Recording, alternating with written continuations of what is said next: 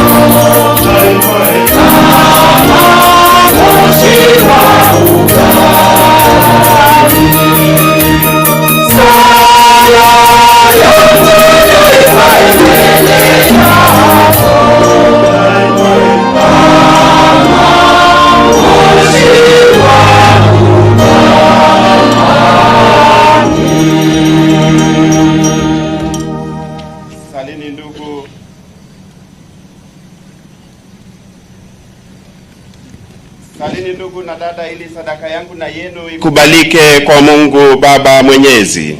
Bwana, pokea sadaka mkononi mwako kwa sifa na utukufu wa jina lake, na pia kwa mafaa yetu sisi na mafaa ya kanisa lake takatifu.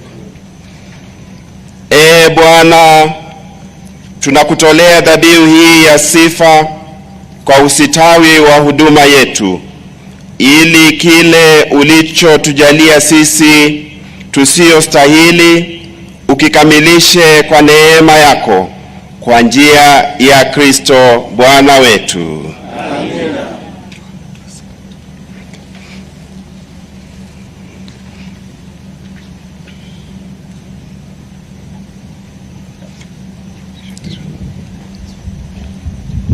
Bwana awe nanyi. Inueni mioyo. Tumshukuru Bwana Mungu wetu. Ni vema na haki. Kweli ni vema na haki, tendo la kufaa na la kuleta wokovu. Tukushukuru wewe daima na popote, Bwana Baba uliye mtakatifu, Mungu mwenyezi wa milele. Wewe kwa mpako wa Roho Mtakatifu ulimweka mwanao wa pekee awe kuhani mkuu wa agano jipya na la milele, na kwa mpango wako usioelezeka ulipenda ukuhani wake pekee utunzwe katika kanisa. Maana yeye mwenyewe analipamba taifa ulilolipatia kwa ukuhani wa kifalme, na kwa wema wa kidugu amewateua watu pia ili washirikishwe huduma yake takatifu kwa kuwekewa mikono. Nao katika jina lake waendelee kuadhimisha sadaka ya ukombozi wa wanadamu, wakiandaa karamu ya kipasaka kwa ajili ya wana wako. Walitangulie taifa lako takatifu katika mapendo, walilishe kwa neno lako na kuwatia uzima kwa sakramenti.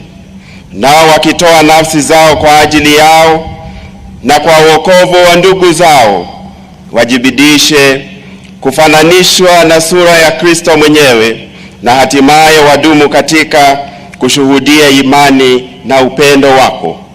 Kwa hiyo, Bwana, sisi nasi pamoja na malaika na watakatifu wote tunakusifu tukisema kwa shangwe: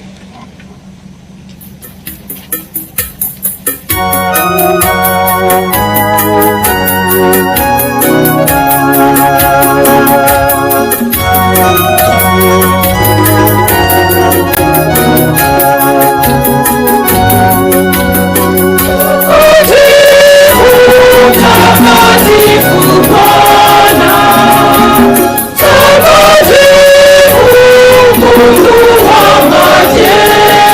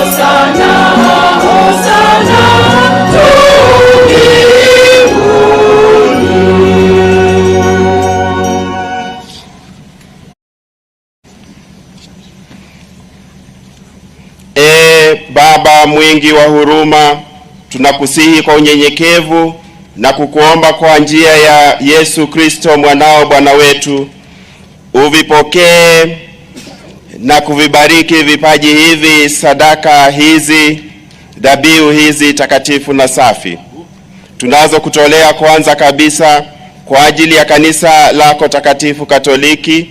Ukubali kuliletea amani, kulilinda na kulikusanya katika umoja na kuliongoza popote duniani, pamoja na mtumishi wako Baba Mtakatifu wetu Francisco, na mimi mtumishi wako, na wote wenye kushika imani ya kweli Katoliki na ya mitume. Bwana, uwakumbuke watumishi wako na wote waliopa hapa, ambao wewe wajua imani na ibada yao. Kwa ajili yao tunakutolea dhabihu hii ya sifa, na wenyewe wanakutolea dhabihu hiyo kwa ajili yao na kwa ajili ya jamaa zao wote, kwa ukombozi wa roho zao, katika tumaini la kupata wokovu na usalama, na wanatolea nadhiri zao kwako wewe, Mungu wa milele, uliye hai na wa kweli. Kwa kushirikiana na kanisa zima, tunamkumbuka kwanza wa heshima Maria Mtakatifu Daima Bikira, mama wa Mungu na Bwana wetu Yesu Kristo, alafu Yosefu mwenye heri, mume wake huyu Bikira, na mitume na mashahidi wako wenye heri, Petro na Paulo, Andrea, Yakobo, Yohana, Tomaso, Yakobo, Filipe, Bartolomeo, Mathayo, Simon na Tadeo, Lino, Cleto, Clementi, Sisto, Cornelius, Cipriano, Larenzi, Chrysogonus, Yohana na Paulo, Cosmos na Damiano, na watakatifu wako wote, kwa mastahili na maombezi yao utujalie tuimarishe katika mambo yote kwa msaada wa ulinzi wako.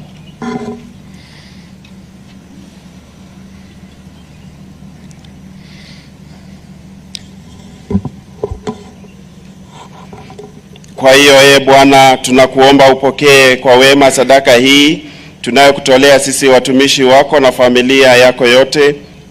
Tunakutolea pia kwa ajili yangu mtumishi wako asiyestahili, uliyependa kunipa daraja ya uaskofu.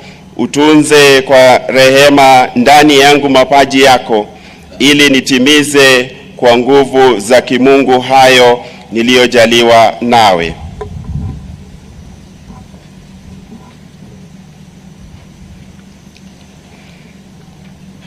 Bwana Mungu, tunakuomba ubariki sadaka hii, ikupendeze, uipokee, iwe sadaka yenye maana na inayokubalika katika yote, ili iwe kwetu mwili na damu ya mwanao mpendwa sana, Bwana wetu Yesu Kristo. Yeye siku iliyotanguliwa kuteswa kwake, alitoa mkate katika mikono yake mitakatifu na mitukufu, akainua macho mbinguni kwako wewe Mungu Baba yake Mwenyezi, akikushukuru, aliubariki, akaumega na akawapa wafuasi wake akisema, twaeni mle nyote, huu ndio mwili wangu utakaotolewa kwa ajili yenu.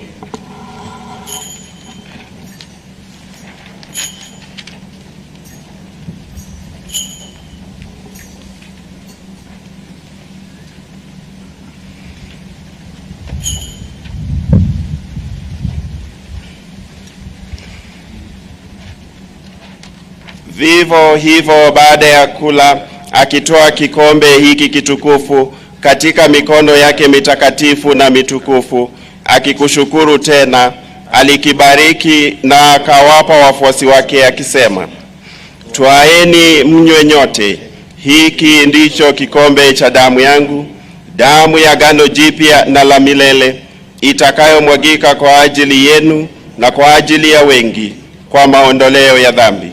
Fanyeni hivi kwa ukumbusho wangu.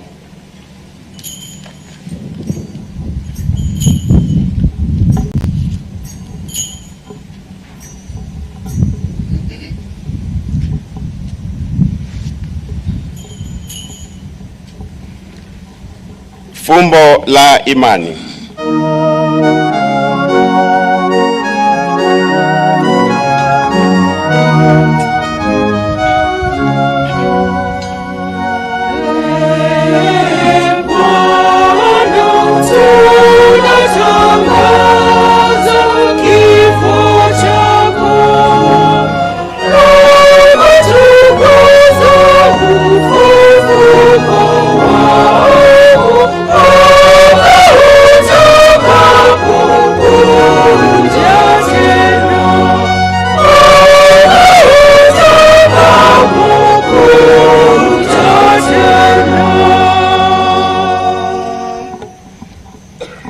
Kwa hiyo Bwana, sisi watumishi wako na taifa lako takatifu tunaadhimisha ukumbusho wa mateso matakatifu ya huyo Kristo mwanao Bwana wetu, pamoja na ufufuko wake kutoka kuzimu na kupaa kwake mbinguni kwa utukufu. Tunakutolea wewe Mungu mtukufu na mwenye enzi, kati ya zawadi ulizotujalia, sadaka safi, sadaka takatifu, sadaka isiyo na mawaa, mkate mtakatifu wa uzima wa milele na kikombe cha wokovu wa milele. Uwe radhi kuitazama sadaka hii kwa uso ya huruma na wema, uipokee kama ulivyokubali kupokea sadaka ya Abeli mtumishi wako mwenye haki, na dhabihu ya babu yetu Ibrahimu, na ile aliyokutolea Melkizedeki kuhani wako mkuu, na dhabihu takatifu, sadaka isiyo na mawaa.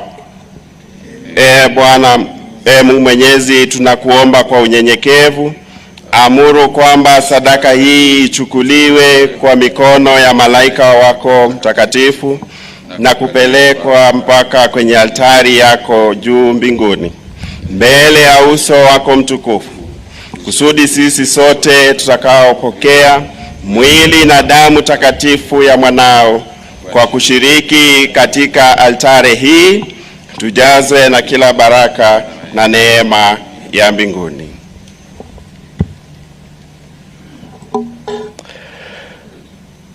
Bwana, wakumbuke pia watumishi wako waliotutangulia wakiwa na ishara ya imani, wamepumzika katika uzingizi wa amani. Tunakusihi Bwana, wajalie mahali pa faraja, mwanga na amani hao na wote wanaopumzika katika Kristo. Nasi pia watumishi wako wakosefu tunaotumainia wingi wa rehema zako, utujalie sehemu ya urithi wa ushirika pamoja na mitume na mashahidi wako watakatifu, pamoja na Yohana, Stefano, Matia, Barnaba, Inyasi, Alexander, Marcelino, Petro, Felista, Perpetua, Agatha na Lucia, na watakatifu wote.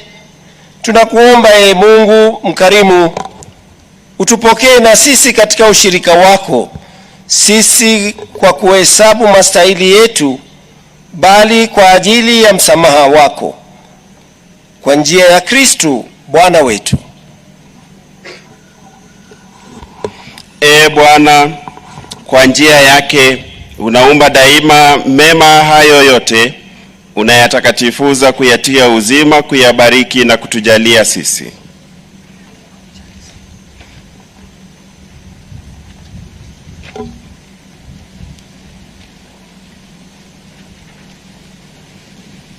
Kwa njia yake na pamoja naye na ndani yake, wewe Mungu Baba Mwenyezi, katika umoja wa Roho Mtakatifu, unapata heshima yote na utukufu milele na milele.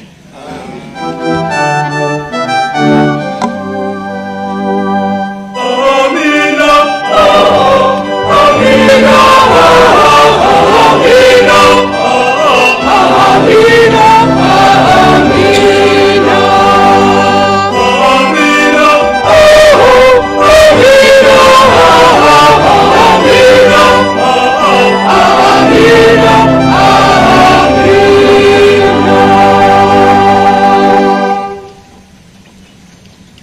Kwa kulitii agizo la Mwokozi wetu na tukifuata mafundisho yake ya kimungu, tunadhubutu kusema: Baba yetu uliye mbinguni, jina lako litukuzwe, ufalme wako ufike, utakalo lifanyike duniani kama mbinguni.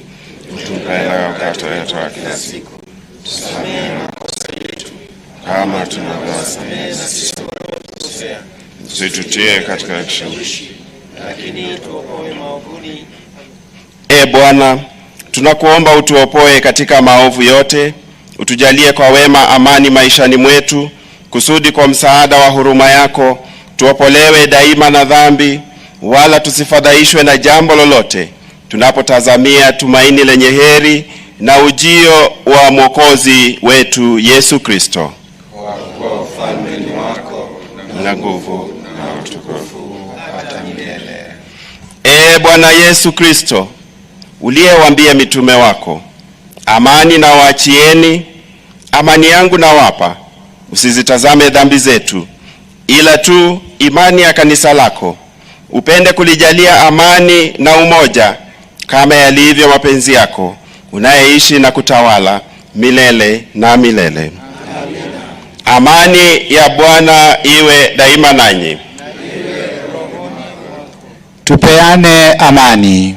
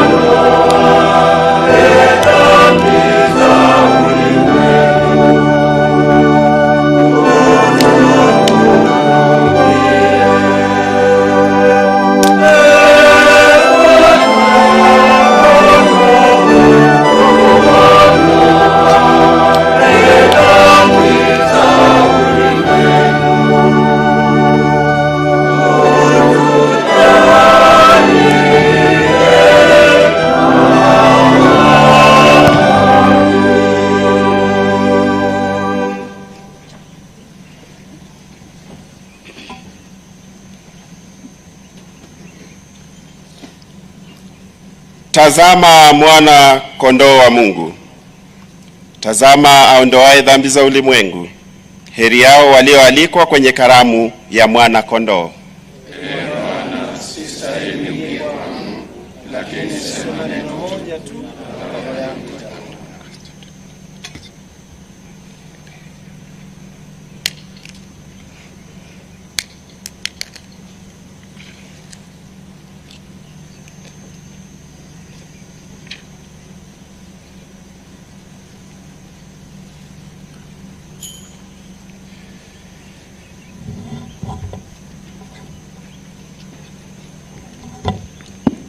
Ni wakati wa kupokea Ekaristi Takatifu. Na Baba Mtakatifu, uwatakase katika kweli kama ulivyo nituma mimi ulimwenguni, nami nimewatuma hao ulimwenguni, asema Bwana. Wakati wa Ekaristi Takatifu, wakati wa kupokea Ekaristi Takatifu, mapadri wako wa kutosha watakuja sehemu zile ambapo tuko, watakuwa wanaongozwa na wana CMA. Tafadhali tusaidiane katika kufanikisha pia sehemu hiyo ya misa.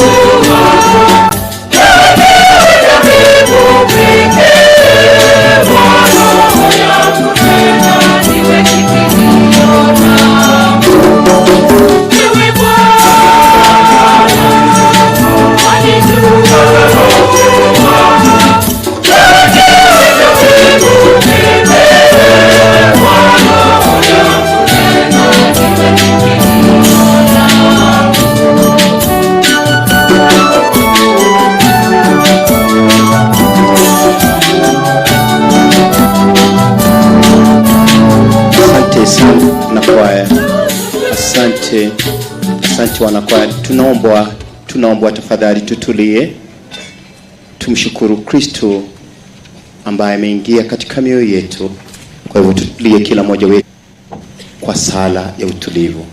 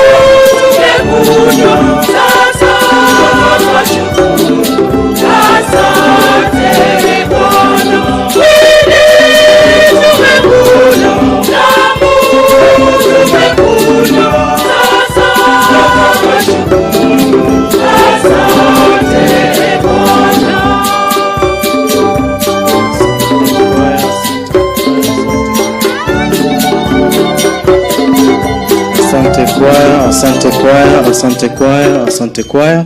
Tutasimama wote kwa sala baada ya komunyo. Tutasimama wote kwa sala baada ya komunyo.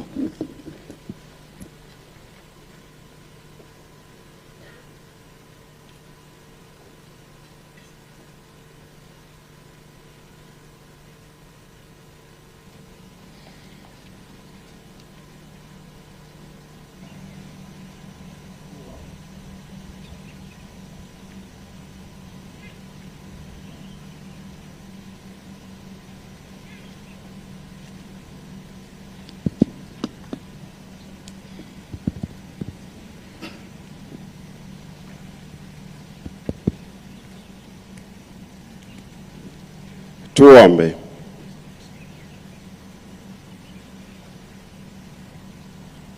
Bwana, tunakuomba utuponye kabisa kwa dawa ya huruma yako, utukamilishe kwa wema wako na kutuhifadhi hivi hata tuweze kukupendeza katika mambo yote, kwa njia ya Kristo Bwana wetu.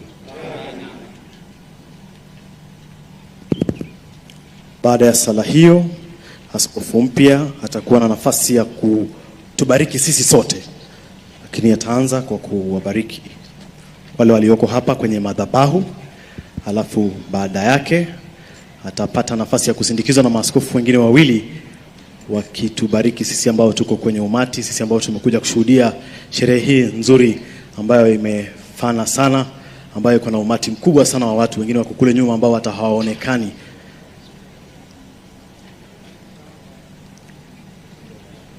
Kwaya mtatuongoza kwa wimbo wa baraka.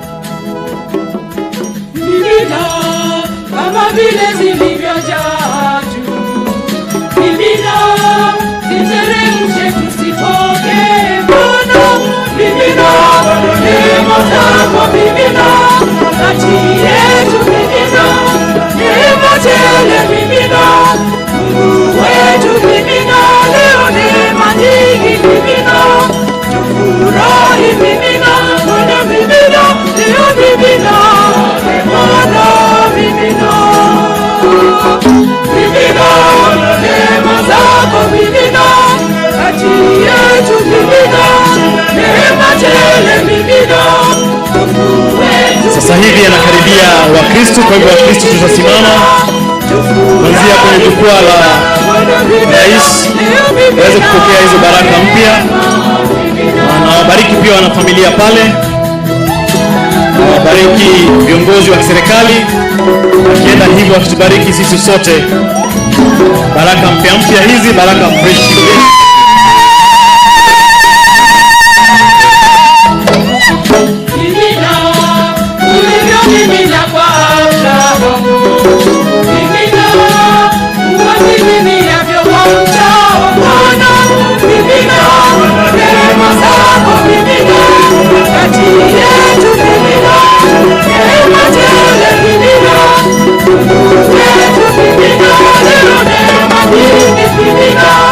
Thank you.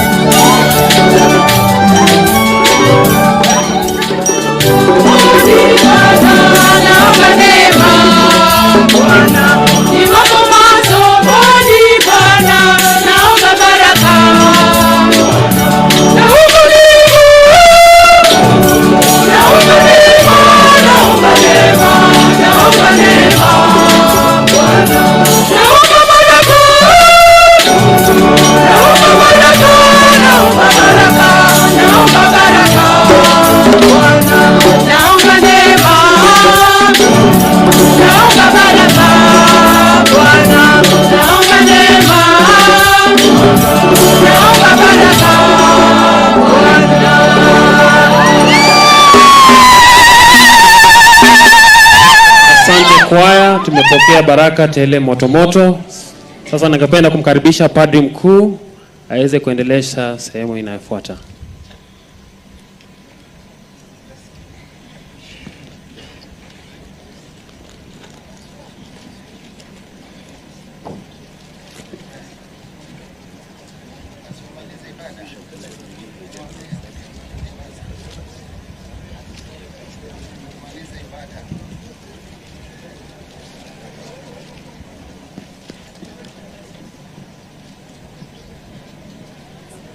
Tutasimama sote kwa baraka kuu.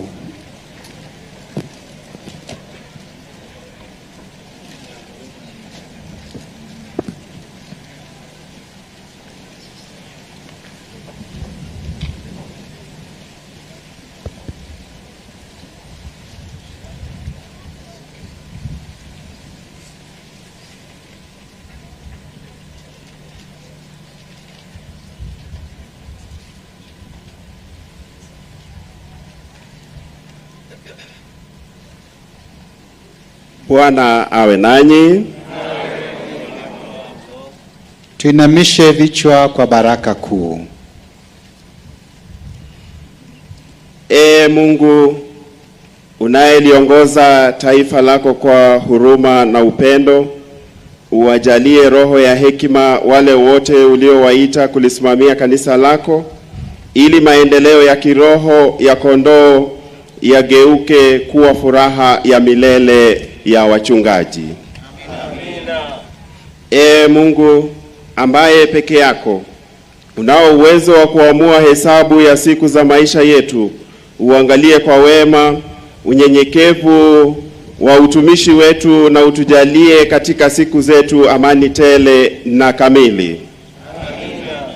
Amina. Mungu unaye nijalia kwa neema yako vipaji vyako na kuniweka katika daraja takatifu ya uaskofu, unifanye nikupendeze kwa ukamilifu wa matendo yangu, na uunganishe katika upendo ule mioyo ya watu na ya askofu, ili mchungaji asinyimwe kamwe utii wa kondoo, wala kondoo wasinyimwe upendo wenye juhudi ya mchungaji. Nanyi nyote mliokusanyika hapa, awabariki Mungu Mwenyezi, Baba na Mwana na Roho Mtakatifu.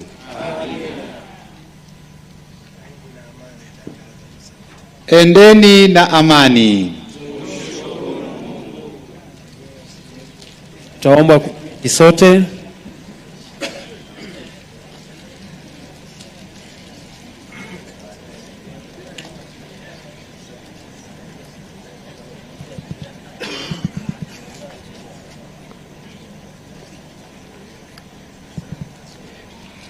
Your Excellency Urbatus Bart van Megen, the Papal Nuncio to Kenya and South Sudan, Your Grace Martin Kivuva Musonde, the Chairman, Kenya Conference of Catholic Bishops and the Archbishop of Archdiocese of Mombasa, Your Graces the Archbishops, Your Lordships the Bishops, His Excellency William Samoei Ruto, the President of the Republic of Kenya, the national leaders and the national government leaders here present, the county government leaders present, led by the host counties, His Excellency George Natembeya of Nzoia and Simon Kachapin of West Pokot, Reverend Fathers, religious men and women, and the laity. God is good. And all the time, allow me on this occasion to thank everyone and welcome you to Catholic Diocese of Kitale on behalf of the priest, religious men and women, and the laity. We want to thank everyone for making this day a success. May God bless you. Secondly, I want to thank Bishop Emeritus Maurice Anthony Crowley, the founding Bishop of Catholic Diocese of Kitale. We want to thank you, Bishop, for the good work you've done to our diocese, the foundation that you have laid. In fact, we are now enjoying the work and the fruits of the labor you've done for the last 24 years. May God bless you as you retire. Finally, I want to congratulate first, and thank the second bishop of the Catholic Diocese of Kitale, Right Reverend Henry Juma Otonya. Tumpongeze. My Lord Bishop, I want to assure you on behalf of the priest, religious men and women, and the laity, that we are going to obey you. We are going to support you for the success of our diocese. May God bless you and bless as you start now shepherding us. And now, allow me now to welcome the Secretary General of the Kenyan Conference of Catholic Bishops, Reverend Father Ferdinand Lugonzo to continue with the program. Asanteni sana.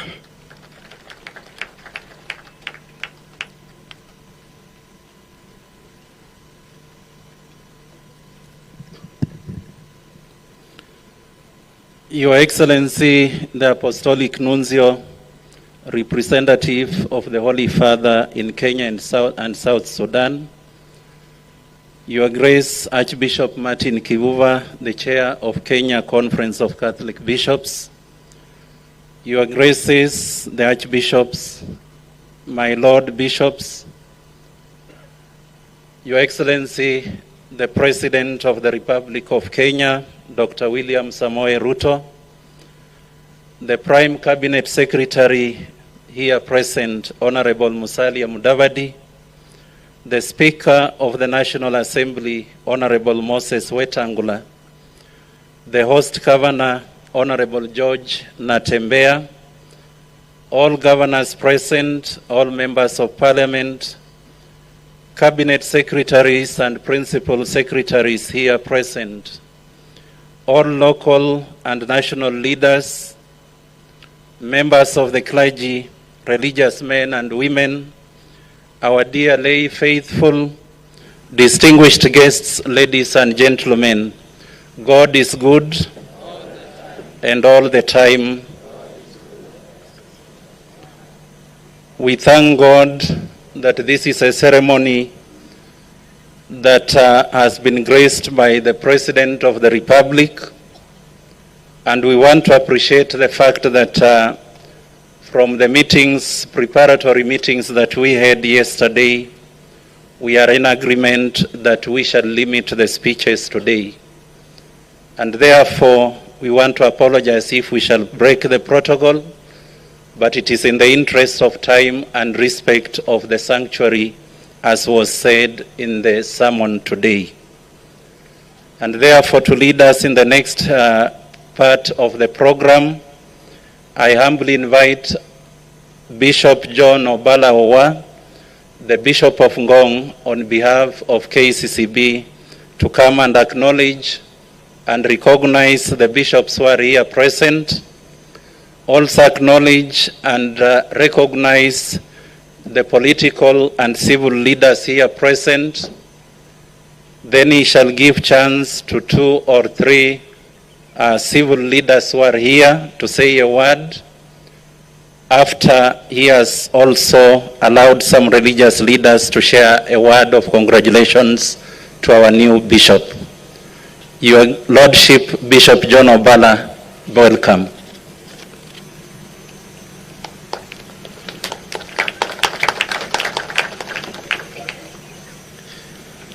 Your Excellency, the Apostolic Nuncio to Kenya and South Sudan,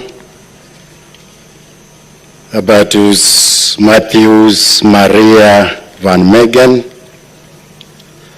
the entire ecclesiastical authority, na watu wa Mungu, Your Excellency, the President of the Republic of Kenya, and the entire civil authority, national and county, ladies and gentlemen, what a beautiful day, what a beautiful celebration, what a great gift the Lord God has given us today in the person of the new bishop of this great Catholic Diocese of Kitale.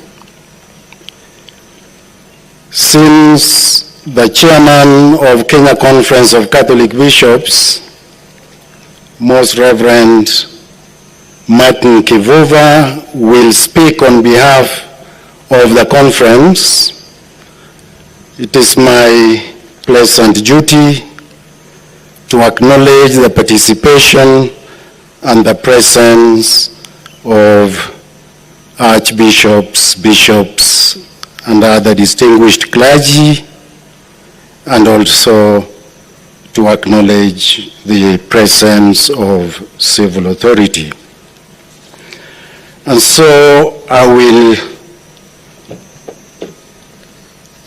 invite the archbishops just to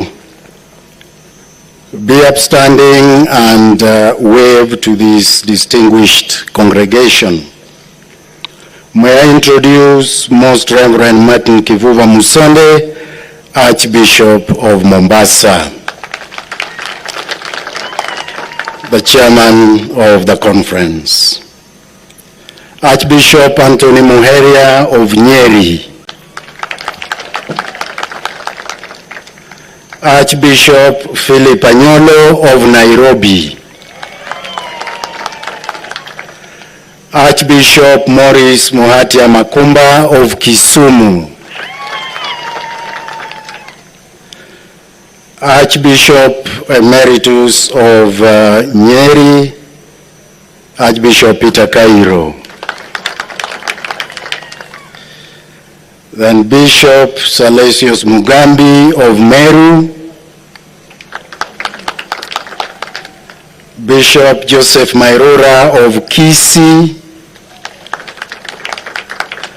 Bishop Peter Kihara of Marsabit, Bishop Norman Kingo of Machakos, Bishop Alfred Rotich of Kericho, Bishop David Kamau, Auxiliary of Nairobi, and Apostolic Administrator of Nakuru, Bishop James Maria Wainaina of Murang'a, Bishop Paul Kariuki of Embu, Bishop Dominic Kimengich of Eldoret, Bishop Joseph Mbatia of Nyahururu, Bishop Joseph Obanyi Sagwa of Kakamega, Bishop Joseph Mongela of Kitui, Bishop Michael Odiwa of Homa Bay, Bishop Willie Badlago of Malindi, Bishop Mark Kadima of Bungoma, Bishop Hieronymus Joya of Maralal, and Bishop George Mudaka of Garissa. And of course, yours truly, Bishop John Obala Owa of Ngong. We lay a claim on co-parenting, for we, as Diocese of Ngong, also contributed to the upbringing of the newly ordained bishop. Then we have Bishops Emeriti. I know. Bishop Morris Anthony Crowley,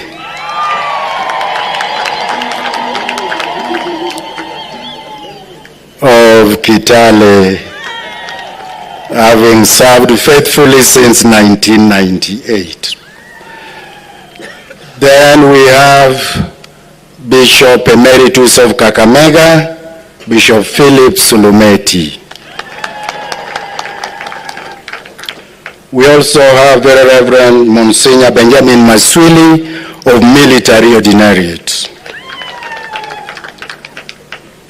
We have Very Reverend Father Robin Lekorere representing the Bishop of Isiolo.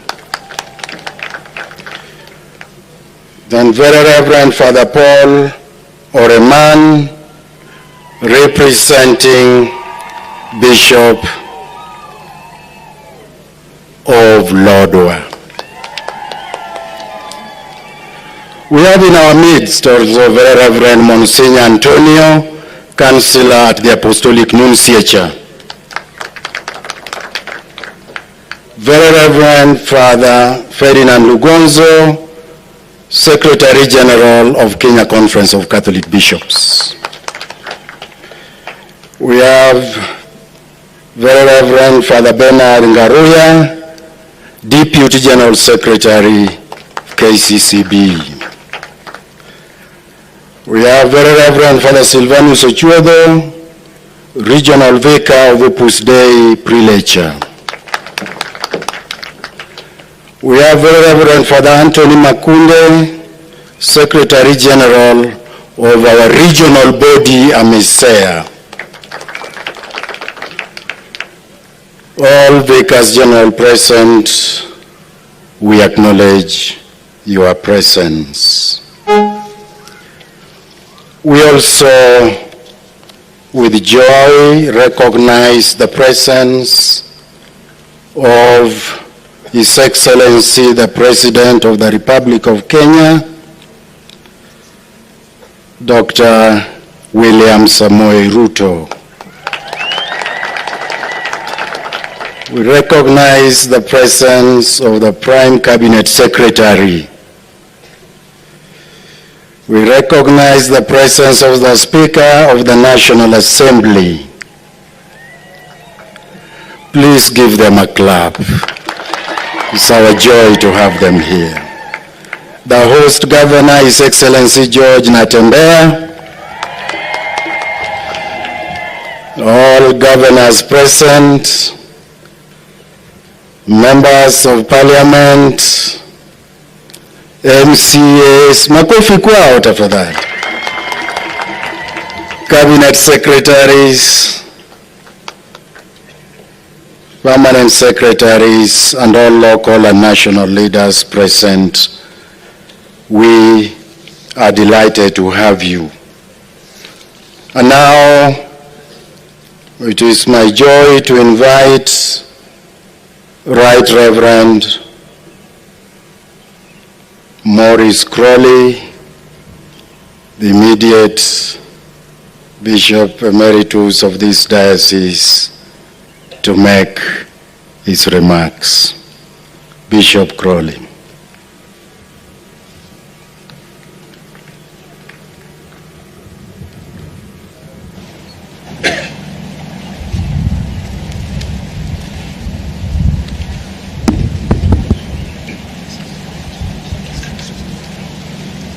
Thank you. Well, I don't know what to say really, so I'll keep you very shortly.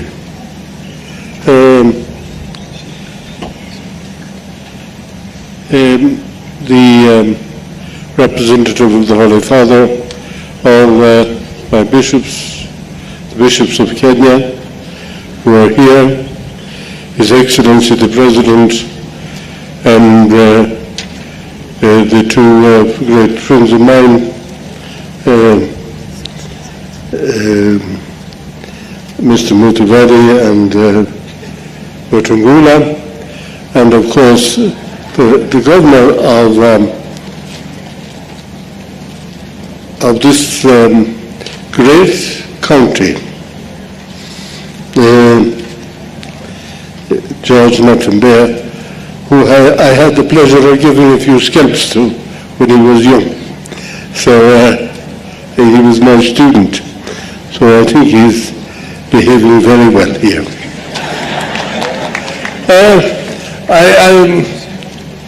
I welcome all of you. Some people I recognize from the television, and some people I recognize from meeting them from time to time. And all the parishes that are here, and all the priests who are here, both from Eldoret and particularly from Kitale. But I want to say one thing about inviting you to Kitale on this day.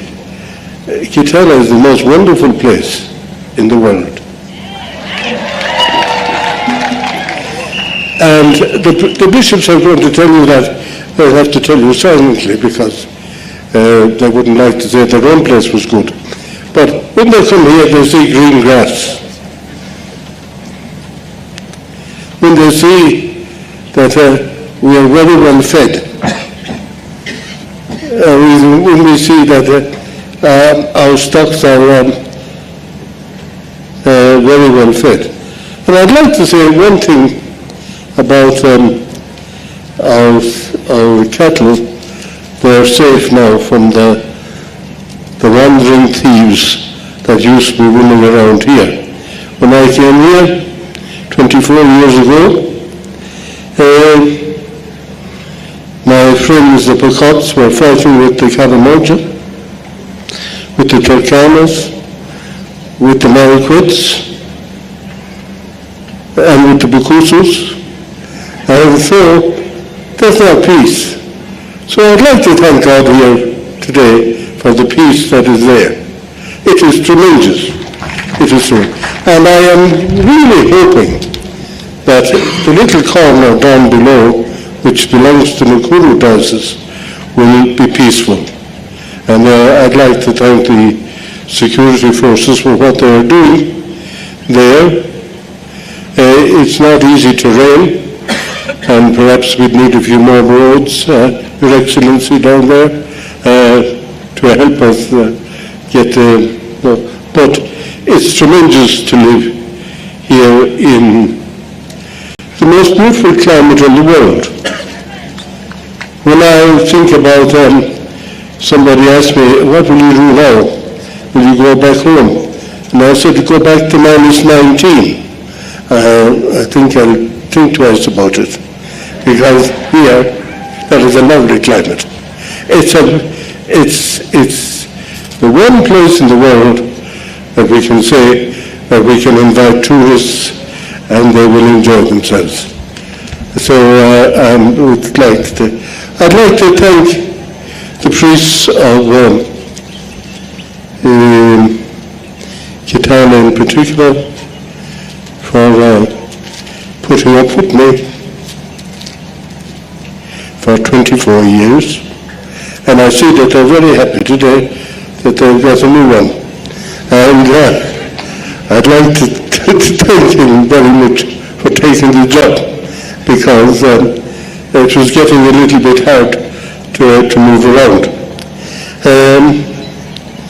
I don't have very much to say except to thank the people, the political people who have come.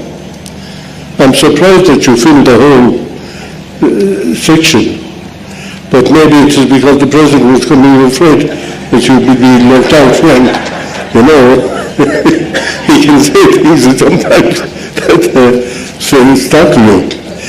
So I want to say to all the people that I am very happy to note that there has been massive progress in Kitale Diocese, both in Pokot, and I wonder is the governor of Pokot there?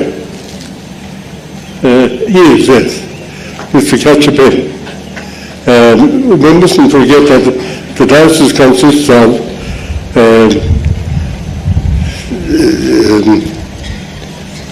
north of the Nzoia River, and also West Pokot. So I'd like to welcome him in particular. I fear he would think that George gets all the praise. He has to share. And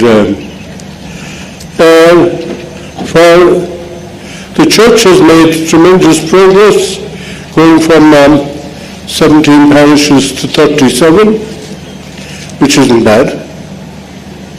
The number of priests has gone from 34 to 110, and the number of sisters is past counting. There are over 30 convents of sisters, and I'd like to thank both the governors for their help with the health. You know, we have good health here. Well, part of it is because of the sun, but a lot of it is because we can go to hospital here. We don't have to be going to Eldoret or someplace like that. So, I want to end by saying, I pray for you, and I expect you to pray for me. Thank you very much.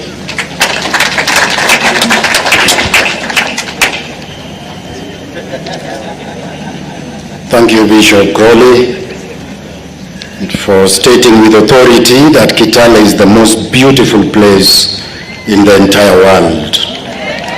We take it. May I invite Archbishop Martin Kivuva of Mombasa, who is also the chairman of Kenya Conference of Catholic Bishops, to speak in the name of the conference, and then invite the Apostolic Nuncio to make his final remarks.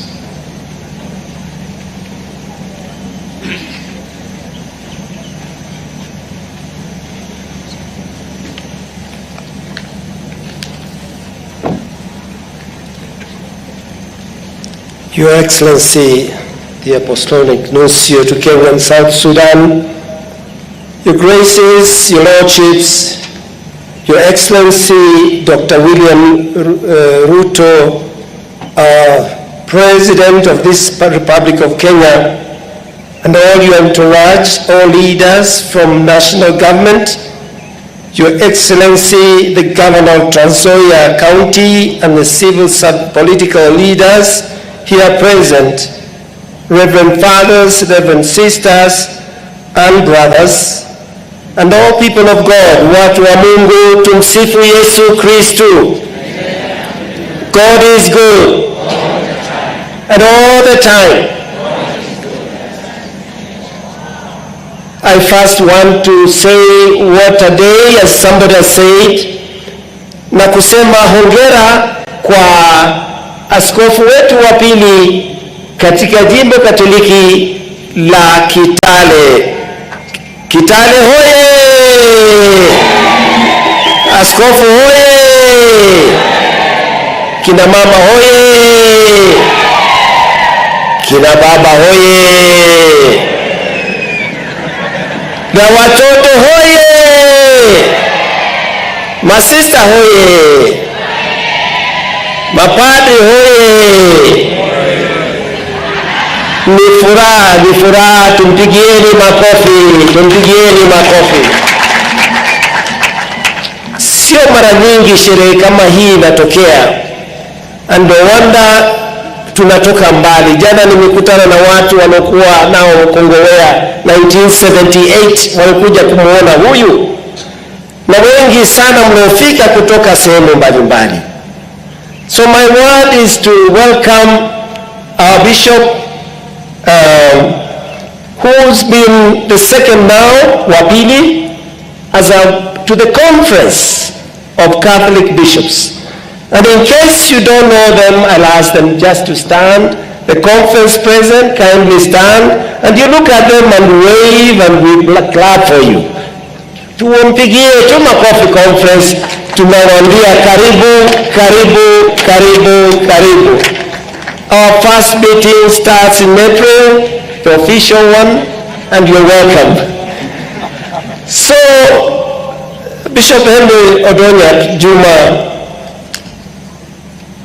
we thank you for accepting, because I know, as the nuncio himself said, it's never easy to say yes. Many of us have gone through it. At one time, some of us had to ask some more time to think or ask, and you are told you cannot ask anybody else. We thank the Catholic bishops of Kenya for these gifts of Bishop Juma, and promise him our prayerful communion and support.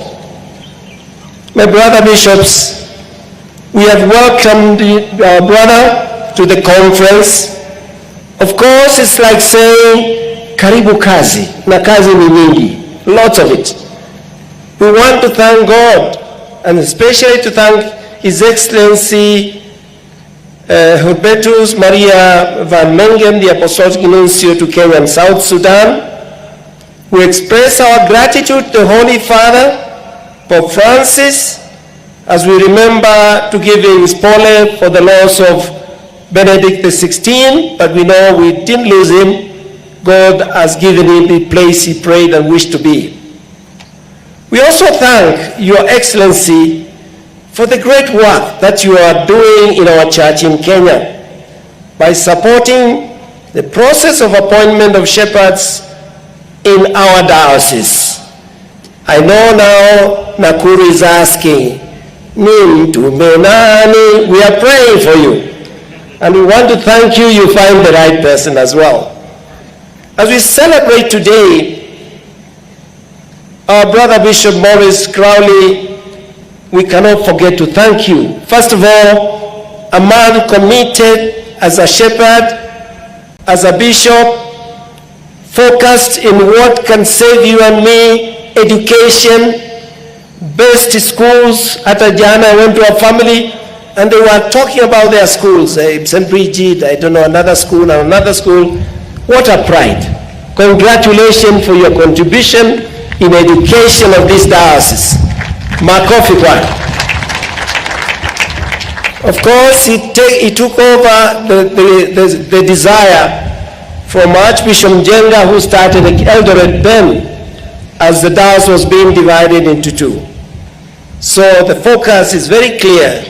No wonder the men and women from this nation or these counties are there to serve the nation.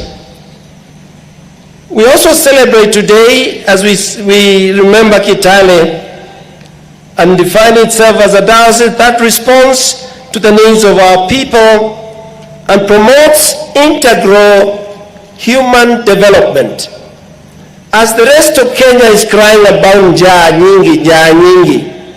Jana I went to visit a friend of mine and he said, oh Bishop, we are blessed.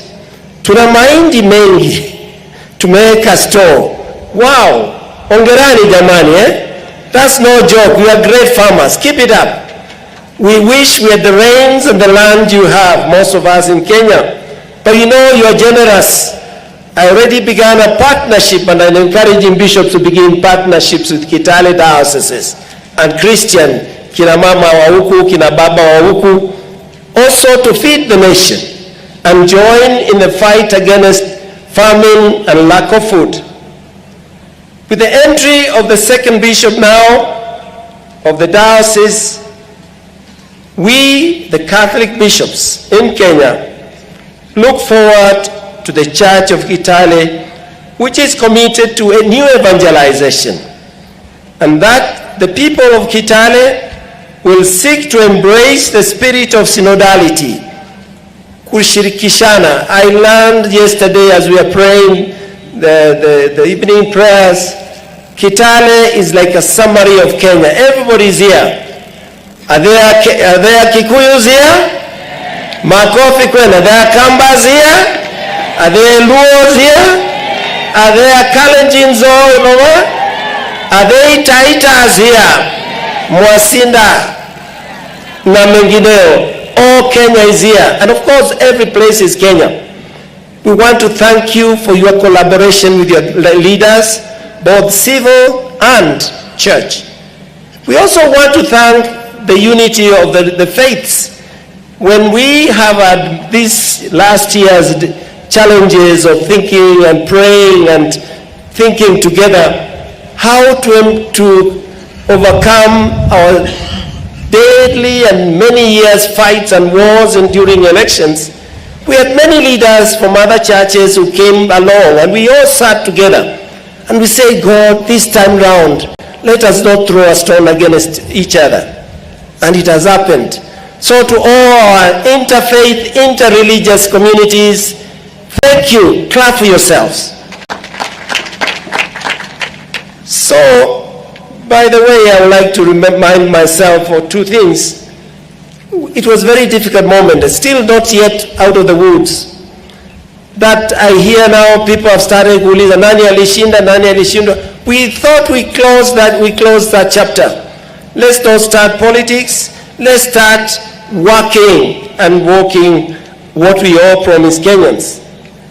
So this goes for all the clergy and religious men now and women to walk around their new bishop Sit down and ulizaneni, tufanyeje tusonge mbele. Tuko mbele. My good friend the Cardinal says, tumetoka mbali, tuko mbali na tunaenda mbali. We are all going far. Let's hold hands. Let's walk together. And I want to remind myself, even us church and all churches, we are not competing with the government for anything.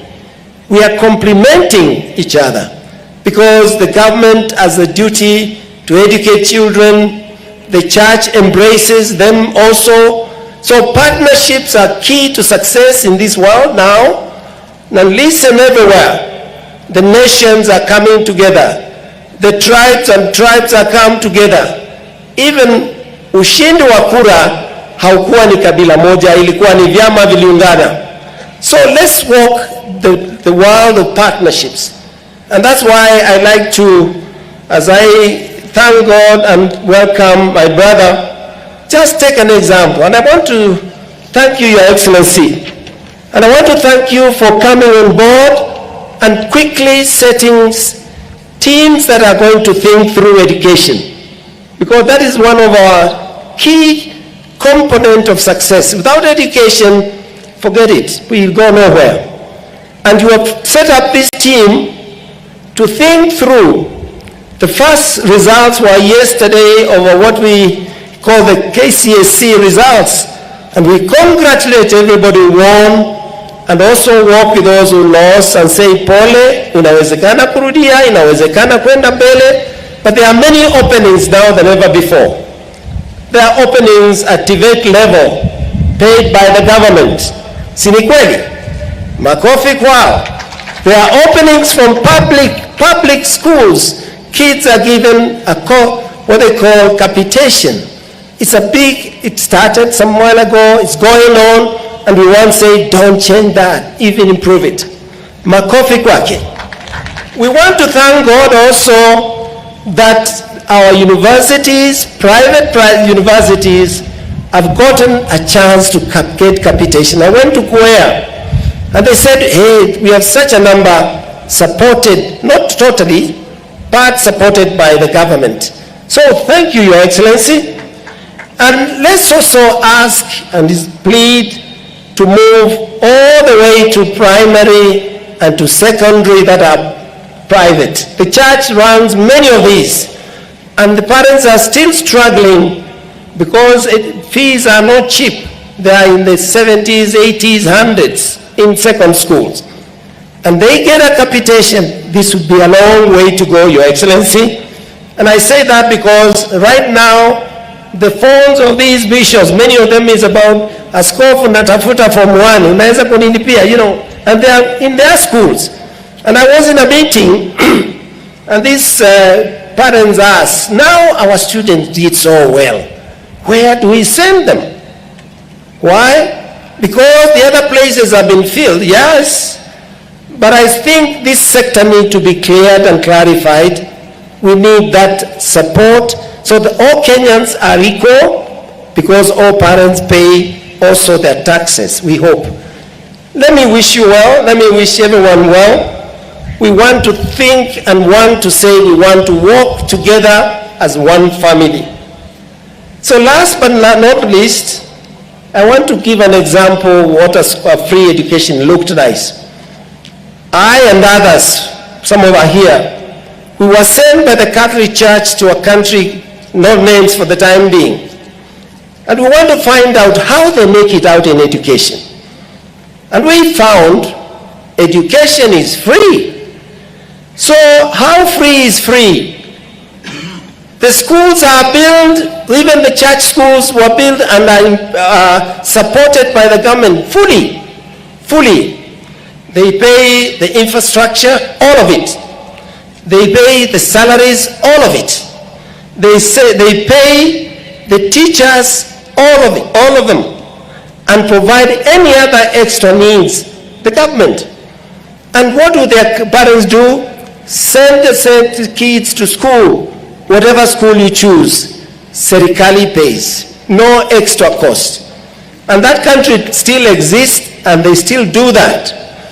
So when we talk about free education, my good brother, I say brother because occasionally we meet and talk, I think we can go more.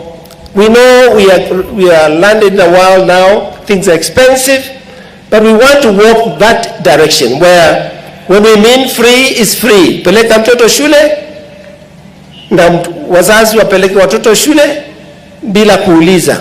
Of course, remember the kids come to church schools and most of them very challenged families, the ordinary people who cannot afford everything.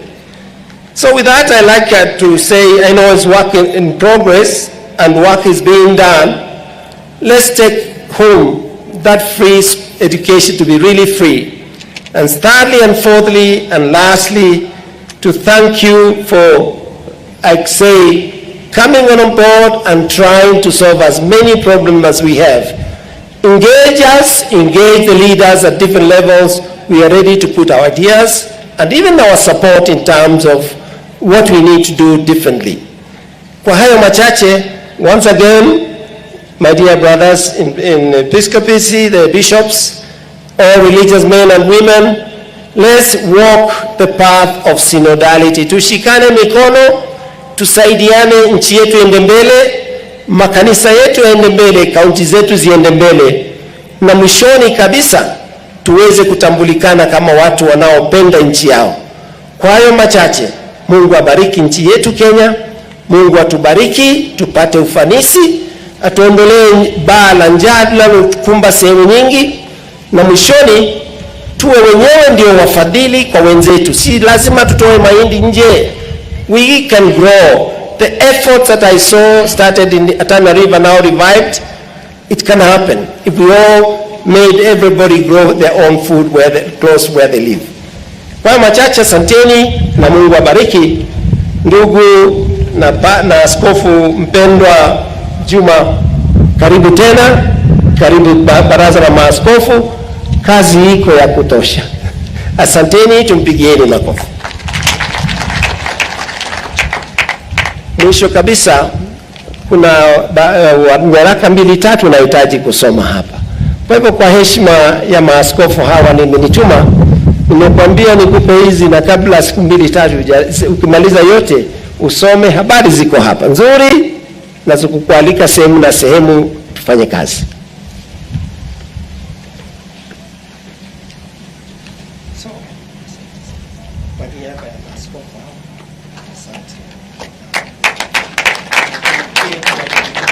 Makofi anapopokea waraka huo.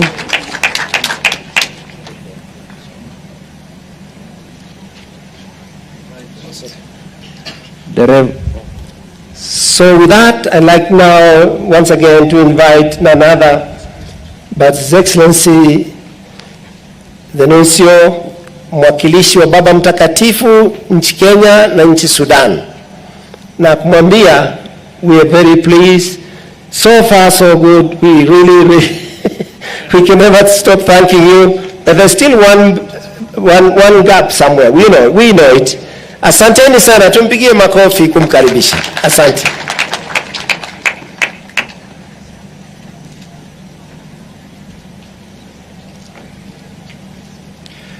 Your Graces, my Lord Bishops, and especially, of course, our new Bishop, Henry Juma Udonya, our emeritus bishops present here, the President of the Republic of Kenya, and his entourage, the governor, other representatives of the civil authorities, the political authorities, religious men and women, brothers in the priesthood, I nearly forgot you, and then, of course, the people of God, as we are all here present today, tumsifu Yesu Kristo. Mungu ni mwema. Kila wakati, Mungu ni mwema. Today is a great day as we celebrate this great gift of God and of the Church to us of a new bishop in the person of Henry Juma Udonya. Not only the last bishop and therefore a baby bishop, but also really a baby bishop, because he's still very young. I think he's the youngest bishop. I'm looking around. We all have gray hair except him. But don't worry, Henry, that comes very soon.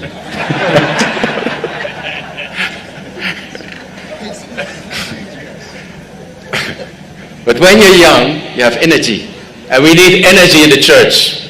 We need energy of people who proclaim the faith. We need energy of the Spirit to move us.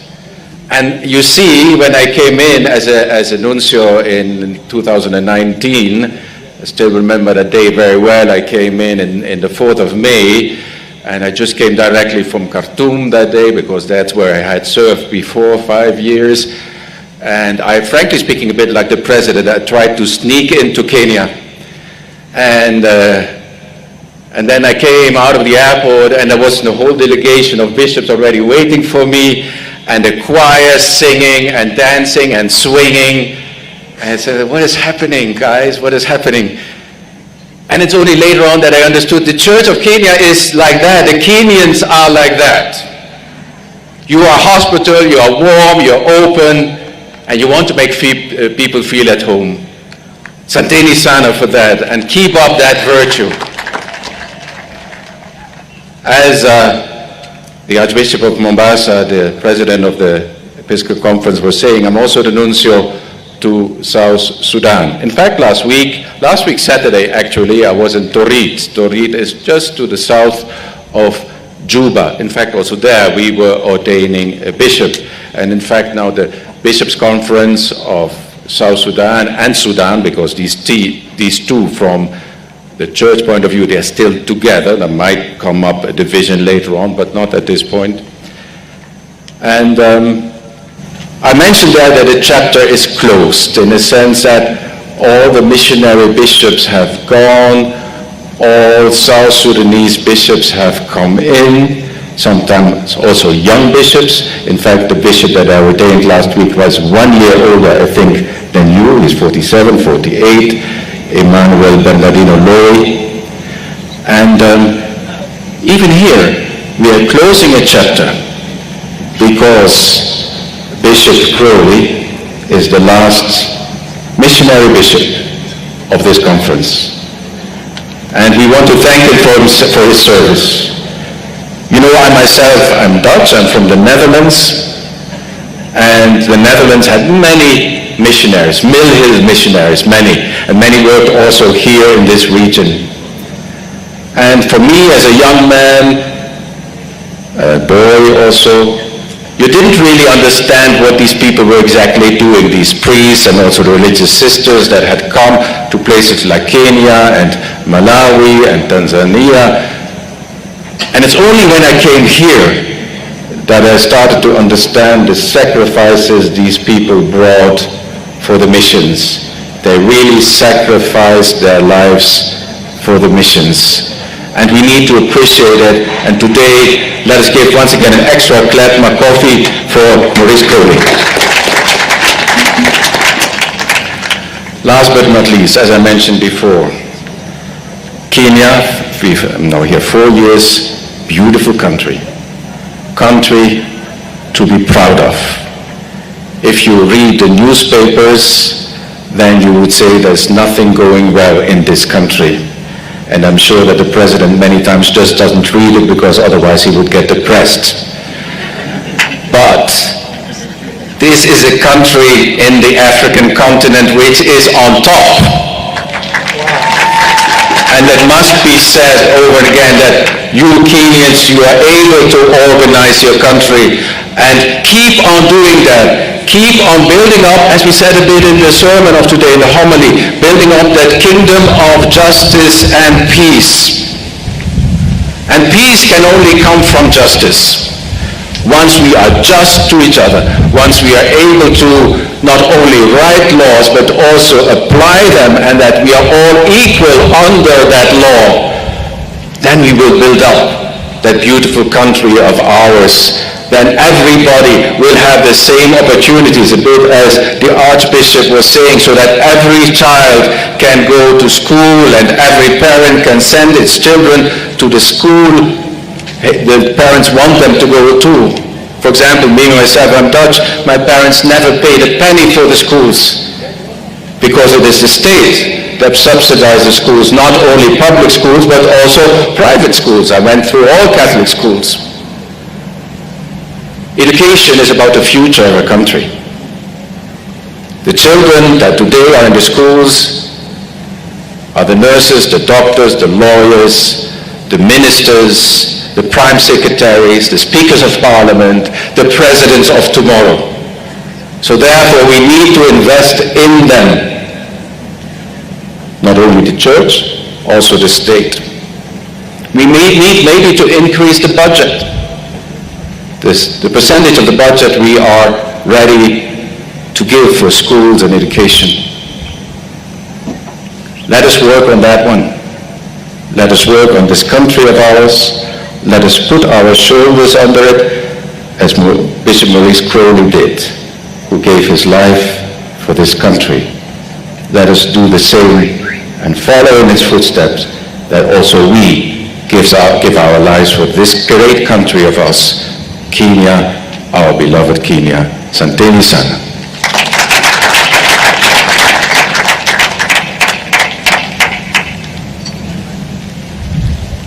Thank you, Your Excellency. Now, to conclude the speeches from the church's side, we'll invite the newly ordained Bishop, Bishop Henry Juma Odonya, to give and make his maiden speech as a bishop. Tumkaribishe tafadhali.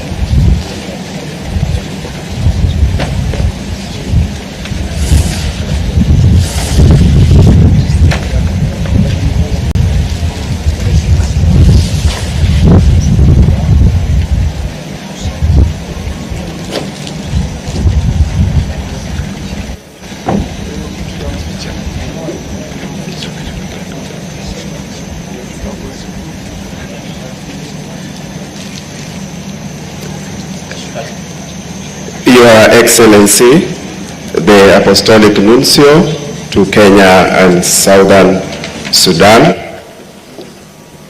Your Graces here present, my Lord Bishops, Your Excellency, the President of the Republic of Kenya, Dr. William Samoei Ruto, and all the distinguished guests here present, na wote ambao mmefika, mapadri kutoka sehemu mbalimbali, watawa wa kiume na wa kike ambao mmefika, watu wa kutoka madhehebu mbalimbali ambao mmefika kujiunga nasi, pamoja na Wakristo wote ambao mko hapa. Tumsifu Yesu Kristo. Kwa hivyo langu ni kusema machache kuhusu the coat of arms.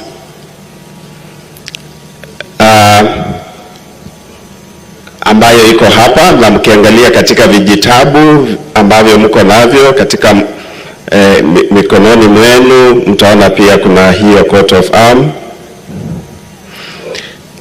Hii hapa kofia inaashiria kuwa ya uaskofu, ambayo inaambatana na wale mitume 12, hiyo kamba hapo. Halafu pale kuna msalaba, ni msalaba wake Yesu Kristo. Halafu pale kuna njiwa ambaye inaashiria Roho Mtakatifu ambaye anaangazia na kutoa mapaji yake katika kazi ya uenezaji wa Injili. Alafu pale unaona kuna mlima, na mlima huo unawakilisha sehemu za milima katika jimbo letu, karibu na Mount Elgon, pia upande wa West Pokot, Mutelo Hills, upande wa Lelan, kule kuna milima, na pale kuna mifugo hapo, kazi ambayo watu wetu wanatekeleza ya uchungaji, ufugaji mifugo. Na pale mbele kabisa unaona kuna mahindi ambayo inawakilisha sehemu ya Trans Nzoia ambayo Mungu amejalia kwa kilimo na haswa kukuza mahindi. Na hapo katikati unaona kuna Biblia. Kwa hivyo hii inamaanisha ya kwamba kama jinsi the statement, mission statement inasema, your word is the lamp to my feet. Neno la Mungu ndiyo mwanga katika mapito yangu. Na kwa hivyo neno la Mungu ni mwanga katika mapito milima kule West Pokot. Neno la Mungu ni mwanga katika mapito ya wote ambao wanaishi Trans Nzoia. Na tunaomba ya kwamba neno la Mungu lizidi kuongoza jimbo letu. Neno la Mungu lizidi kuongoza kila mmoja wetu, ili neno la Mungu ambalo ni mwanga litufikishe mahali ambapo kuna utulivu uliokamilifu, na utulivu ni Kristo mwenyewe. Na kisha baada ya kusema kwa ufupi hayo, I would like to give thanks and some recognitions. Kwanza, I would like to thank God for this great day and for all the blessings that each one of us has received. I would also like to thank the Apostolic Nuncio to Kenya and Southern Sudan, Bartven Megan. Thank you for your advice, your support and encouragement. Thank you for the good work you are doing for the church in Kenya and Southern Sudan. God bless you. I also take this opportunity to thank the Bishop Emeritus of Kitale Diocese, Bishop Maurice Anthony Crowley. We thank God for you. You have been a great gift to this great diocese for the last 25 years. We recognize the many contributions you made in this diocese of Kitale. We have witnessed the increased numbers of ordinations. The number of Catholic schools have increased, and education has been key. We have institutions, hospitals. You have been working on peace between the Pokots, in Lodwar, Turkana, and Marakwet. You have been a father to all. God bless you as you go for your retirement. My prayers are with you. My support also is with you. Asante sana, Askofu.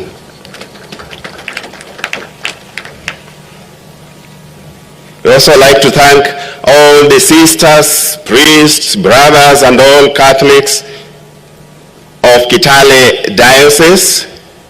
We thank you for everything, especially organizing this occasion, for your prayers and the support you are rendering to this great diocese. God bless you always. And I also take this opportunity to thank the political family. Thank you for coming and being in solidarity with us. Indeed, a family that prays together always stays together. Kenya as a country is a great family. We continue to pray for unity, solidarity, peace to continue reigning within our borders. To our archbishops, bishops, God bless you. Thank you for coming. Our religious men and women, priests, brothers and sisters from different parts of the country, thank you for coming. To my family, my mom is here, my brothers and sisters, and all the relatives who have come, I say thank you so much. I also thank all the people from other denominations and faiths who have come. Thank you so much. I also like to recognize and thank all the religious superiors from different congregations and societies of apostolic life for coming. Asanteni sana kwa kufika. I also have my classmates. We call ourselves Molo 97, the ones we joined in Molo 1997. They are here. Thank you so much for coming. God bless you. And I also like to recognize the presence of the Christians from Gong Diocese, because I also come from that diocese. St. John Kajiado Parish, asanteni kwa kukuja. And then there is a parish called Olalaimutia Masai Mara. They are also here, karibuni sana. And also the Archdiocese of Nairobi, Ruto Parish, thank you for coming. Holy Family Utawala, I recognize your presence. Thank you for coming. Eldoret Diocese Sisters, Priests and Christians, and the Bishop who is present here, Wakristo kutoka jimbo la Eldoret, asanteni sana kwa kufika. Asante sana. Na pia ninatoka jimbo Katoliki la Bungoma.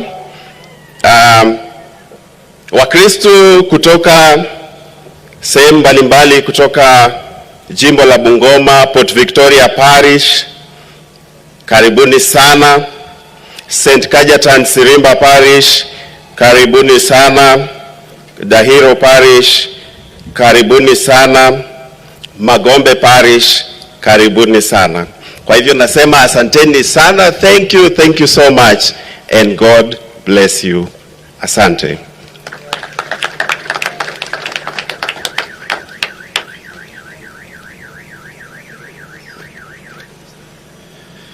Permit me now to invite the host governor of Nzoia, His Excellency George Natembeya, to give his message.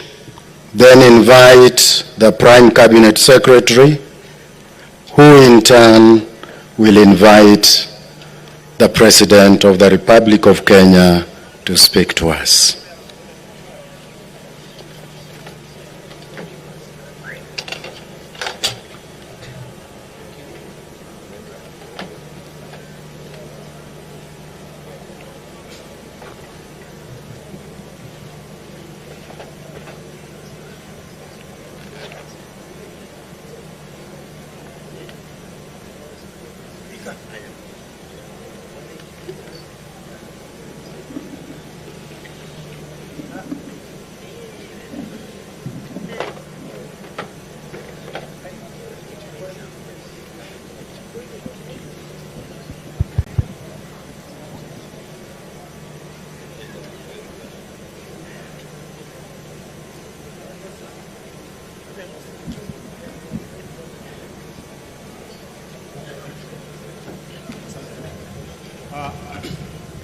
Asante sana Askofu, Rais wetu Jamhuri ya Kenya, Mheshimiwa Ruto, magavana wenzangu ambao wako hapa, Speaker wa National Assembly, Prime Cabinet Secretary, viongozi wa bunge, National Assembly na Senate, MCAs ambao wako hapa, Excellent Apostolic Lucio, Chairman wa ACCB na maaskofu ambao wako hapa, wachungaji, viongozi wa tabaka mbalimbali, amjamboni. Amjambo watu wa Mungu. Mimi kwanza ningependa kuchukua nafasi hii kwa haraka sana nimsimamishe mwenzangu gavana wa West Pokot kuongea awevu tu, kwa sababu diocese ya Kitale iko na counties mbili. Mheshimiwa Kachapina, asante. Mtu wa pili ambaye ningependa tu kuamsha awevu ni gavana wa Busia, Mheshimiwa Paul Otuma, kwa sababu bishop wetu mpya anatoka Busia. Mtu wa tatu ambaye pia ningependa tu asimame na awevu ni Mheshimiwa Rafael Wanjala, ujumbe wa Budalangi. Asante sana Mheshimiwa. Mtu wa nne ambaye ningependa asimame tu muone na keti ni Deputy Governor wa Nzoia, yo mama. Mtu wa tano ambaye ningependa tu asimame na pia waketi kwa sababu watamaliza mimi nisipofanya hivyo, ni waheshimiwa wabunge wa Trans Nzoia wasimame tafadhali. Mahali mpo tusimameni tu please. Watu wa mwisho ambao ningependa wasimame tu na wawevu ni MCS kutoka kaunti ya Trans Nzoia. Asanteni sana. Your Excellency, kwa heshima yako, sisi kama Trans Nzoia tulikuwa tumeandika ujumbe kidogo tu, paragraph moja kwa askofu wetu, nitaisoma alafu ndapatia padri atampatia. On behalf of the great people of the great county of Trans Nzoia and on my own behalf, I take this opportunity to congratulate you, Bishop Henry Juma Odonya, on your episcopal ordination and installation. It is our prayer for you that the Lord God Almighty will always be your guide. May our loving Father continually form your heart, transform your mind, and conform your will to his likeness as you continue to shepherd this flock in this walk of faith. May your vocation to serve always be pleasant before God. Congratulations, Bishop. Asante. Jambo la pili, na ningependa kabisa kwa unyenyekevu, Mheshimiwa Rais, utatukubalia hata kama tutaenda nje ya sense of vocation, ni kwa sababu sisi kama Trans Nzoia, mara ya mwisho kuona rais wa Kenya katika jimbo la Trans Nzoia ilikuwa mwaka wa 1992. Miaka 30 imekwisha, hatujawahi kuona sitting president katika Trans Nzoia.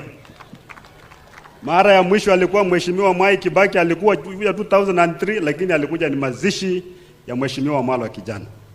Kwa hivyo sisi tukikuona hapa, tusipokuambia labda itachukua miaka ingine 30 ndio president mwingine afika hapa. So yale machache ambayo tuko nayo tutakueleza. Na dalili imeanza kuonekana tayari wakati chairman askofu Archbishop chairman wa KCCB alisema kwamba Trans Nzoia ni nchi mzuri, weather ni mzuri. Hata alitembea jana akapata watu wako na mahindi, watu wa Trans Nzoia wako mahindi. Akasema watu wapige makofi, hakuna mtu alipiga makofi. Kwa sababu hatuna mahindi sisi, watu wako na njaa inamaliza watu hapa.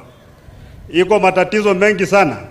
Na hii mambo ya Trans Nzoia kuwa bread basket, kuwa na climate nzuri, ndiye imefanya hata national government haijaweka mkono hapa. Sisi tunahangaika tu kama watoto wa yatima. Kwa hivyo ningependa kusema tu mambo machache kuhusu Trans Nzoia hii, Mheshimiwa Rais, na pia tutakuomba kwamba tukipata nafasi tukuje tukae chini. Maana zile sehemu ambaye rais wa Kenya ameenda, ukienda kule Mombasa imekuwa modern city, modern county. Ukienda Kisumu huwezi kuamini kwamba Kisumu amekuwa kwa upinzani from 1992. Imekuwa nchi mzuri kwa sababu rais alikuwa anaenda huko. Nakuru ni hivyo hivyo, Eldoret ni hivyo hivyo, lakini county ambayo rais haendi huko kama hapa kwetu, tunakaa namba msiembe tu. So mimi ningependa kuomba mambo ambayo inakaa basic lakini ya ukweli mbele ya Mwenyezi Mungu, nasema nataka kusema mambo ya ukweli kabisa. Trans Nzoia tuna barabara, Mheshimiwa Rais. Kuna sub counties, constituencies kama Kiminini, kama Saboti. Saboti imekuwa inasimamiwa na viongozi wale wakalikali kwa siasa wapinzani. Serikali ikaignore Saboti, hata hakuna barabara ya lami hata nusu inchi kule Saboti. Sisi tunaomba Mheshimiwa Rais tujengewe barabara, tuna barabara kadhaa. Hapa town tunaomba tu only 30 kilometers. Kutoka kwa kura tukipewa 30 kilometers, our town is sorted. Barabara ya kutoka airstrip, Saboti, Kituamba, kwenda paka Mtama kule kuelekea Bungoma. Hiyo barabara ni ya muhimu sana, tukijengewa itakuwa imefungua hiyo dunia. Kuna barabara moja kutoka Kipsongo kwenda Kitalale, na barabara ile Mheshimiwa wewe mwenyewe najua, hiyo naielewa kabisa, kutoka kule Tarubo huko kwako huko, Babaton, Kisawai, paka Endebess. Hizo barabara tukijengewa tutashukuru sana. Jambo la pili, sisi kama Trans Nzoia tunaomba university. Na hii maneno mimi sitaongea tena, ni kama Mwenyezi Mungu ameweka mkono, maana hata bishop ambaye ametawazwa leo tumeambia ni profesa. So ile zawadi rais utatupatia sisi na upatia huyu bishop, hata hilo limbebe utampatia privately. Lakini utatupatia sisi kama wakazi wa Trans Nzoia. Tafadhali rais tupatie university. Hapa tuko na research institutions, tuko na KEFIS, tuko na ALRO, tuko na Kenya Seed, tuko na ADC, tuko na vitu chungu mzima ambayo faidi kabisa kama tutakuwa na university ambayo ina focus more kwa mambo ya agriculture. Na tutafurahi sana. Na hiyo upande wa North Rift, university zote ziko hapo kwako tu mheshimiwa hapo Eldoret, ziko 3 ama ngapi. Pande hii nyingine yote hii maskini ya Mungu tunahangaika tu. Jambo la tatu, mheshimiwa rais, tumejenga hospitali yetu hapa, referral hospital. Tunataka tu ipake level 5, lakini tungependa utusaidie tupate equipment. Watu wetu wanaenda kule Eldoret, wamejaza kule Eldoret. Kila mgonjwa ni Eldoret kutoka Kitale. Eldoret, Trans Nzoia. Na mara nyingi watu wetu wakipita pale Moi's Bridge, wakienda hospitali kule, kama wako kwa ambulance, wao wanarudi kama wamefunikwa. Kwa sababu mara nyingi wakitoka hapa wao wamelemewa na ugonjwa kabisa, wakienda kule ni mambo machache tu za kufanyika. Sisi tunaomba hiyo hospitali yetu mheshimiwa rais tuwekewe equipment.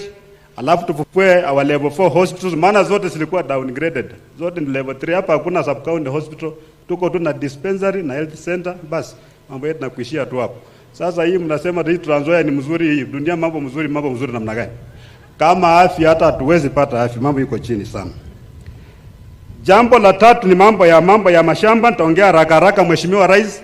Hizo facilities serikali zote, hata hii ambayo iko hapa, kuna Kenya Railway pale, kuna forest pale, pande hiyo kuna prisons, kule chini kuna Kalro, zimezunguka town yetu, hata hatuwezi kupanuka kama town tupanuke. Sisi tunaomba hiyo uwanja ya jela iko pale, ekari karibu 160, watu wameibaiba, imebaki sijui 120. Hiyo uwanja wanasema ni ya jela, lakini askari wa jela ni wengi kuliko wafungwa. Hiyo Trans Nzoia iko na jela 4 tayari, 4 prisons. Sasa jela 4 Trans Nzoia town moja kweli? Kwani hapa tu ni area mahalifu peke yake? Sisi tunaomba hii iko town hii, mheshimiwa rais, wewe utoe tu amri itupatie nafasi ya kupanua town yetu, tuanze kuwa metropolis pia. Jambo lingine mheshimiwa rais, Trans Nzoia ni headquarters. Kuna watu ambao walikuwa wanafanya kazi kwa mashamba ya wazungu. Wakati serikali ilianza kupeana mashamba, wakaambiwa nyinyi ngojeni mtapewa mali muko hapo. Yale mashamba yakanunuliwa na mabwenyenye, hawa jamaa wanakaa hapo, hakuna mahali pengine pa kwenda. Over 20,000 people. Ukiona ile maisha wanakaa maisha magumu sana. Jambo lingine, wakati wa 1992 kulikuwa na michafuko hapa. Watu wakapigana, watu wakatolewa katika mashamba. Sisi tunataka tukue na amani Trans Nzoia ambayo iko anchored on justice. Wale watu ambao wanahangaika, the concept ya kukaa kwa shamba point moja ilianza wakati wa after 1992 clashes. Watu wakaanza kununua to point, mara nyingi kwa maji mkewa. Sasa watu wetu wanaumia sana. Ukienda kule Halwenge, matatizo. Ukienda Liavo, ukienda Ite, sisi tunaomba mheshimiwa rais, maana Mungu ametubariki kuna mashamba hapa, utusaidie kama watu wetu watapata mahali pa kukaa. Yale wengine ambayo walifukuzwa kule, nobody wants to go back there. Ikuwe formalize, wale waliingia wakae huko, wale watu wengine pia watafutiwe mahali pa kukaa ili wale jamii. Kuna sehemu zingine ukienda mheshimiwa kama mahali kama Halwenge, bila mimi nakujua ni Mkristo, utatoa machozi bila watu wanakaa. Mtu akitema mate inaanguka kwa plot ya mtu mwingine. Ni vitu za aibu sana.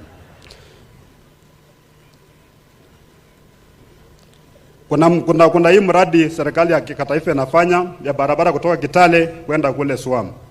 Sisi tunaomba kabisa KFS wakuwe a bit accommodative upande wa Swam kule, watu waachie shamba. Tunaomba karibu ekari 200 pale.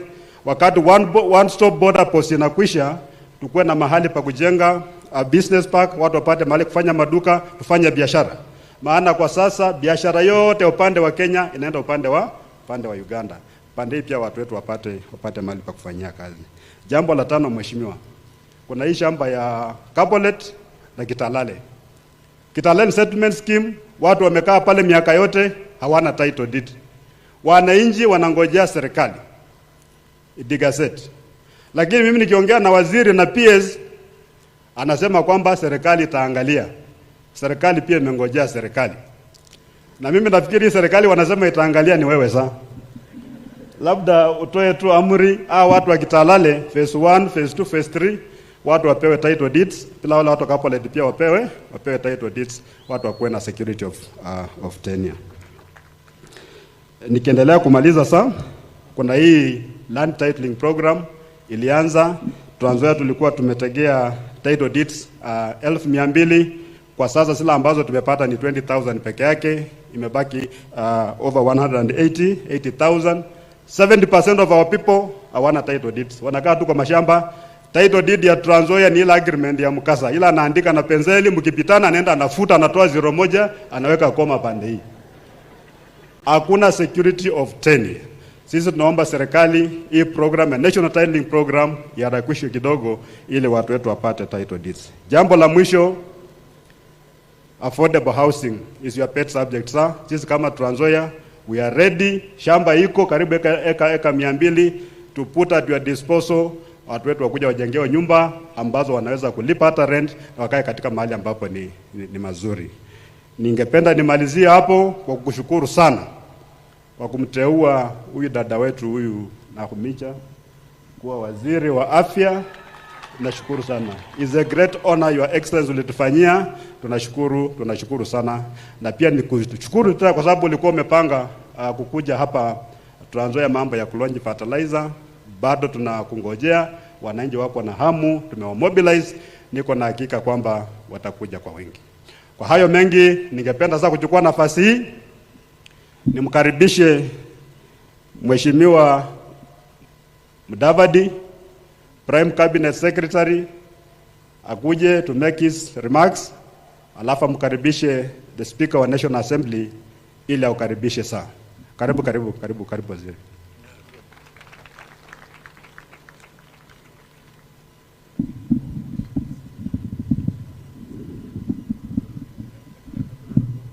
Your Excellency the Nuncio, maaskofu wote ambao wamehudhuria siku hii ya muhimu,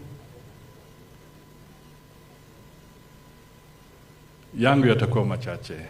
Mheshimiwa Rais, kwa sababu watu wameongea wengi na ni vizuri tufupishe leo ili tumalize mapema. Kwanza nichukue fursa hii kumpongeza askofu mpya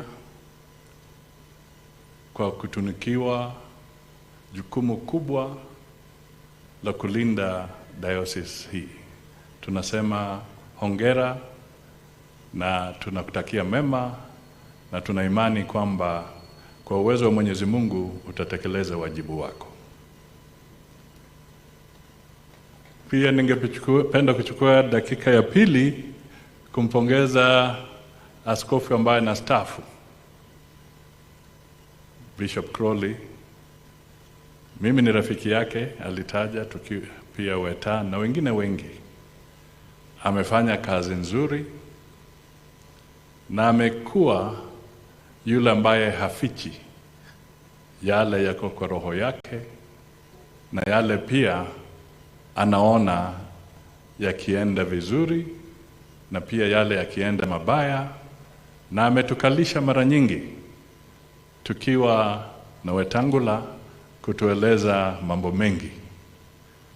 Siwezi taja yote, lakini askofu kuniruhusu nitataja tu moja. Alituita na akatuambia, nyinyi mnakaa Kenya? Tukasema ndio. Mkiweka masikio yenu pale chini, putting your ears on the ground, nyinyi mnaona Kenya inaenda wapi? Akasema, sitaki kumlazimisha, lakini tafuteni rafiki yenu Ruto.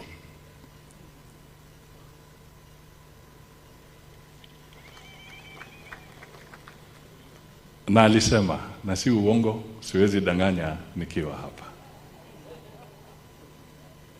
Kwa hivyo tuko hapa, tulitii, tukasikia mawazo yake na hatimaye tukatafutana.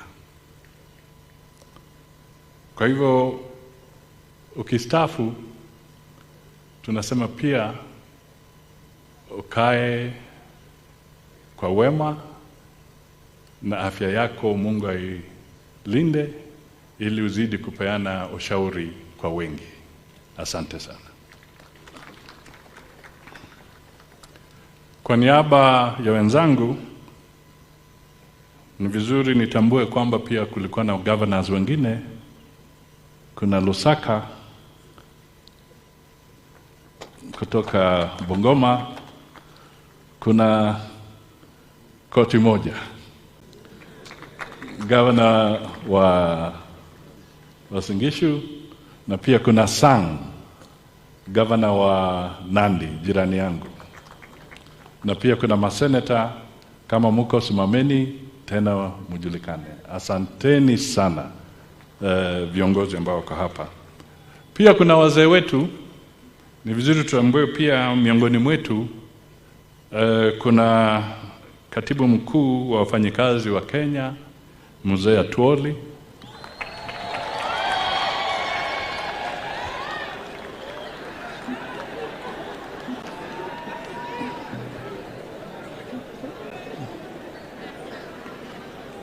Mambo yanabadilika. Pia kuna rafiki yetu Mzee Fred Gumo, nilimuona Kangumu yuko na sisi. Asante, nitatambua tu wale niliona kidogo wachache. Kuna mama Zipi Kitonyi, alikuwa hapa, yuko hapa. Asante mama. Nimeona mzee wetu mkulima mshupavu Noah Wekesa.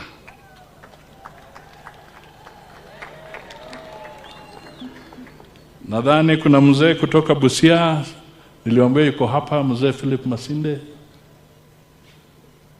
Nilipewa jina. Alafu pia nichukue fursa hii kutambua pia tulikuwa na Bishop Kewasis. Asante sana. Kwa hivyo nimechukua nafasi hiyo kwa sababu waziri ametambuliwa tayari na governor anatembea. Sasa ni wakati wangu na furaha yangu kumwalika ndugu yangu Moses Masika Wetangula, Papa wa Roma, lakini huyu ni wa hapa, pana mwenyewe kabisa. Naye pia atusalamie na alike Mheshimiwa Rais William Samoei Ruto atufungie program ya leo kwa upande huu. Asante sana, Wetangula. Thank you. Asante sana ndugu Musalia. The Nuncio to Kenya and Sudan South, Van Megan, our brand new bishop, Bishop Henry Odonya, my dear good friend, Bishop Emeritus, Bishop Morris Anton Crowley, Your Excellency, our President, Prime Cabinet Secretary, Cabinet Secretaries present, PSS, members of Parliament, both Senate and National Assembly, Honorable MCS, the clergy present, na waheshimiwa wananchi. Yangu pia itakuwa machache sana. Kwanza kuna wabunge ambao hawajatambulika, wale ambao hawatoki Trans Nzoia na wale ambao si maseneta, na waomba msimame pia muwe acknowledged. Hao wote ni wabunge wetu kutoka kaunti jirani. Tafadhali mketi, mnakaribishwa. Yangu ni machache. Kwanza to salute Bishop Emeritus Morris Anton Crowley, who has been not only been our spiritual advisor, but a dear good friend, even outside church circles. Bishop Crowley has been a solid, positive advisor. And what my brother Musalia has said is true.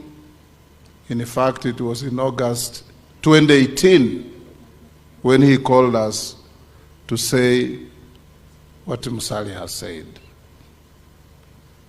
Bishop Crowley has also been a pillar in the growth not only of spiritual nourishment hapa Trans Nzoia na West Pokot, lakini amejenga shule mingi, amejenga makanisa na amekuwa rafiki wa kila mtu. Ukienda kwake unapata wale ambao si wa Katoliki pia wamekuja kumuona kwa mashauri na maombi. Bishop Crowley, you know, as an elder, when you describe Trans Nzoia as the best climate in the world, we only interpret that this is where you want to settle. Na sisi kama Wakatoliki wabunge, bunge zilizopita mbili, chairman wa Katolika alikuwa mbunge aliyekuwa hapa Chris Wamalwa, na timu yetu tulinunua shamba hapa Cherengani eka 10 kwa baba askofu mpya. Hiyo shamba wabunge wa Katoliki walinunulia kanisa ya Katoliki to build a home for retiring church leaders, including Bishop Crowley. And I'm sure we'll pull together with the nuncio, with yourself, Bishop Odonya, and all the MPs who are still active in this regard to meet this expectation. Bishop Crowley, you don't have to go anywhere. As your fellow Catholic, if that program doesn't work, I'll give you 2 acres of my property to come and live with me. So that I have my prayers very close to me. Nikimalizia, because today is your day, Bishop Odonya, I notice you are of very early age.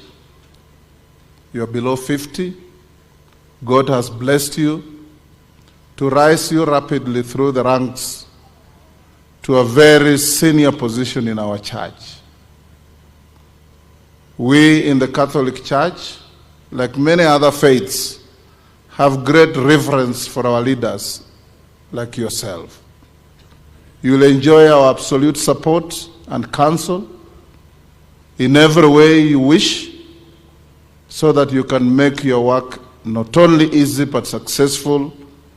You are filling the shoes of a giant in Bishop Crowley, and I have no doubt that you will foot the bill in doing exactly what he did and do even better. You have our full encouragement and support. CAMSI will work with you like they worked with Bishop Crowley.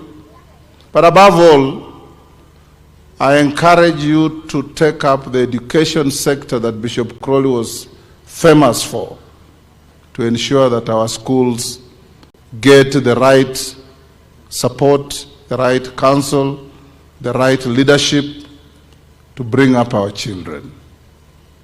Mwisho kabisa, maaskofu wetu, tunawaomba muendelee kuombea nchi yetu. Maombi yenu ilifanya tukawa na kura bila mabishano.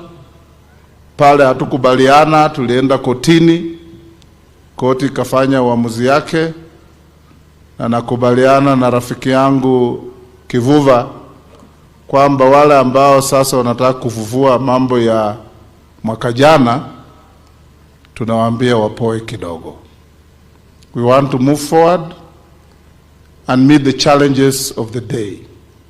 Shortage of food, shortage of water, improving the farmers' capacity and ability to produce food, and many other things.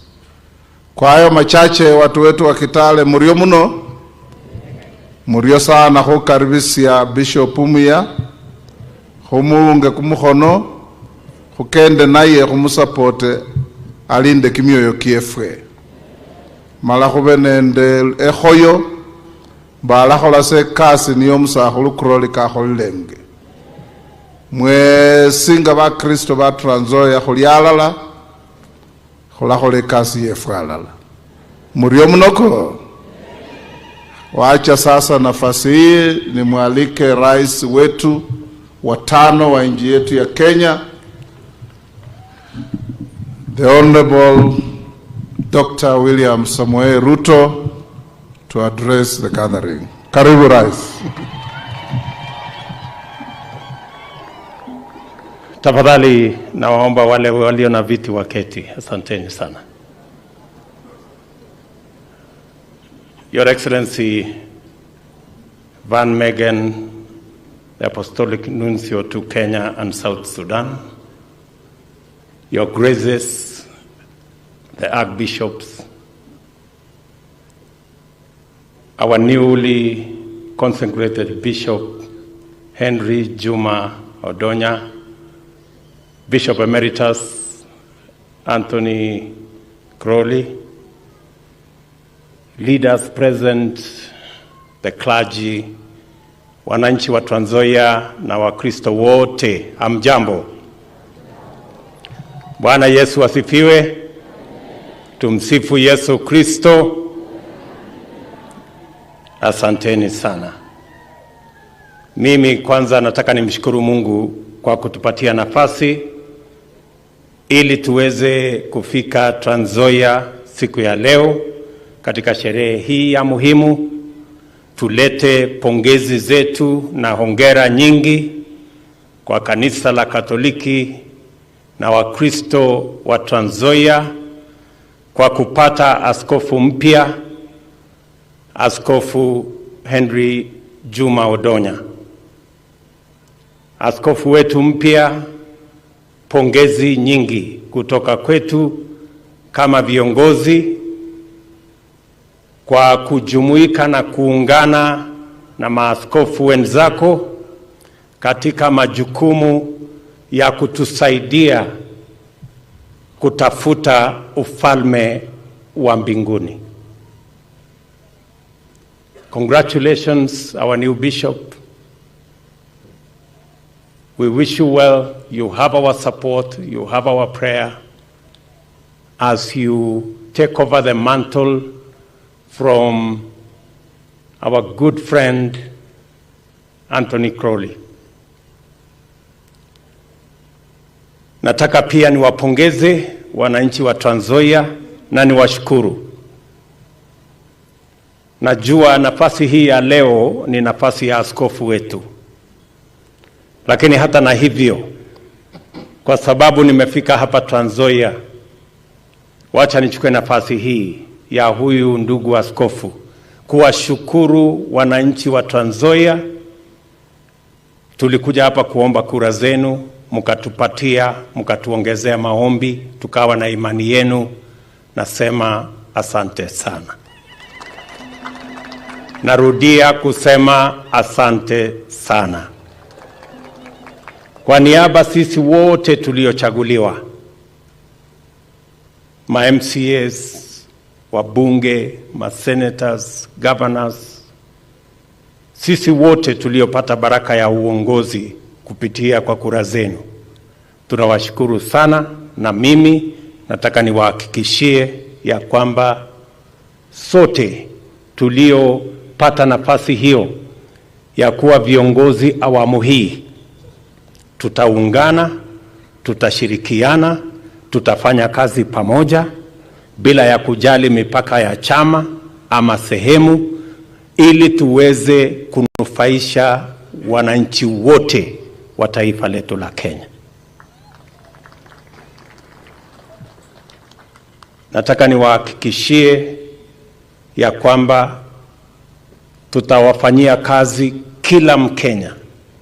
Wale waliotupigia kura, wale hawakutupigia kura, wako na haki, kwa sababu taifa la Kenya ni taifa moja, na demokrasia inaturuhusu kila mtu aamue vile anavyopenda.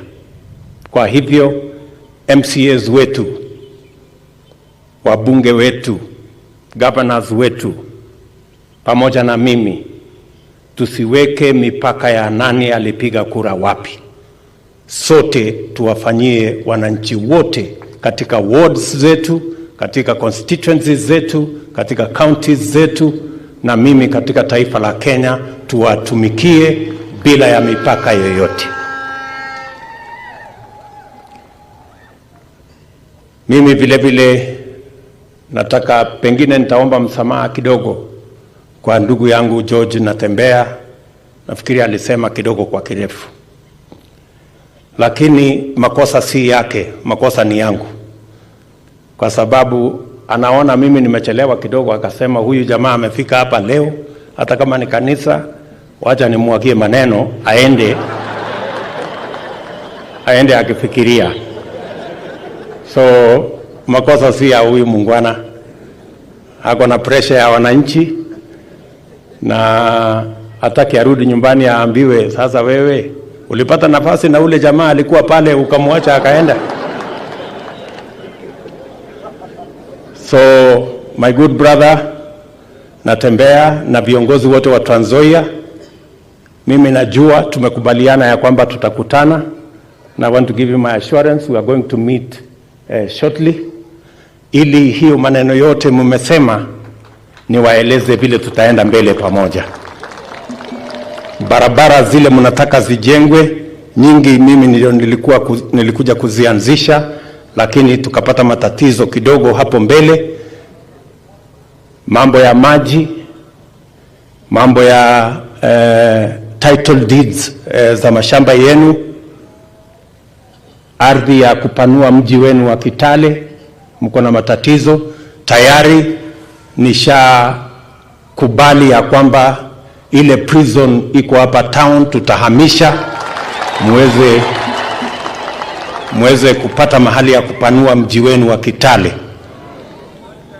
Na mambo yale mengine yote uliotaja, mambo ya Kitalale, title deeds ambazo tulianza hapo mbele ikakwama, hiyo kazi yote mimi naelewa, tutaketi chini na nyinyi na tutakubaliana vile tutatekeleza. Hata ile hospitali, nataka nikwambie ndugu yangu Natembea, hiyo hospitali nitakwambia vile mtafanya kazi na CS wetu Madam Nahumicha hapa, ndio tukupatie ama tukupangie vile utakuwa na equipment ya hiyo hospitali. So we are very well aligned. Mwisho kabisa, kwa watu wa Kitale, mimi nataka niwashukuru. Nyinyi ndio watu mnatusaidia kuzalisha chakula Kenya. Sehemu hii ya North Rift, kutoka sehemu ya Nakuru, sehemu ya Uasin Gishu, Kitale hii, Bungoma, mimi nataka niwahakikishie ya kwamba serikali ya Kenya itasimama na nyinyi kama wakulima. Tayari tuko na mbolea mifuko milioni 4 ambayo tutawasaidia muweze kuendesha kilimo, tuzalishe chakula. We will have another 2 million bags for top dressing, and therefore we are fully prepared for this planting season, because we want to support our farmers so that we can eliminate the shame of hunger in our country. So tutashirikiana na waomba wakulima wote. Saa hizi tumesema kila mkulima ajisajili. Ningekuja jana, lakini nilisema nataka kuwe na mwongozo na mpango mzuri. Wakulima wakishajisajili, hatutaki wakuje mpaka Kitale kuchukua mbolea, tunataka kuwaletea mbolea karibu na mashamba yenu. Ndio tumesema kuwe na cooperative kule chini, tutambue ni mahali gani tutaleta hiyo mbolea, ndio pia isiongeze gharama baada ya sisi kupunguza hiyo gharama. Kwa hivyo na wasihi wakulima mujipange vizuri ili tuweze kuzalisha chakula. My good Bishop Henry, karibu katika uongozi wa diocese hii na katika uongozi wa taifa letu la Kenya. I am looking forward to working with you as you serve the great people of Trans Nzoia County. Umesikia vile umeambiwa na Apostolic Nuncio kwamba huwajali wale walio chini, wale mahasla wa chini, washughulikie wale wa chini. Na Nuncio alikuwa anakuambia fanya bottom up, anzia huko chini ukilete kila mtu. Na mimi naamini ya kwamba tutashirikiana pamoja jinsi hiyo. You are stepping into the shoes of a great man. Crowley is a giant of faith. He's a great man. My good bishop, as you retire, you know we are very fond of you. And I cherish the many moments when I said the not so correct things. I found a message on my phone from you. You shouldn't have said this. And I value the many moments that when I was low, I found a message on my phone and you encouraged me. And I value the many times that you put a call to me and you always refer to me as William. Now that you are not Bishop of Kitale, I'm going to ask you in another occasion why you never refer to me as Mheshimiwa. You always call me William. Hiyo nitaenda kukuuliza huko kando kidogo. But just to say that we will not allow you to go and retire in a place of minus 19 degrees. We will not allow you. You're going to stay here with us.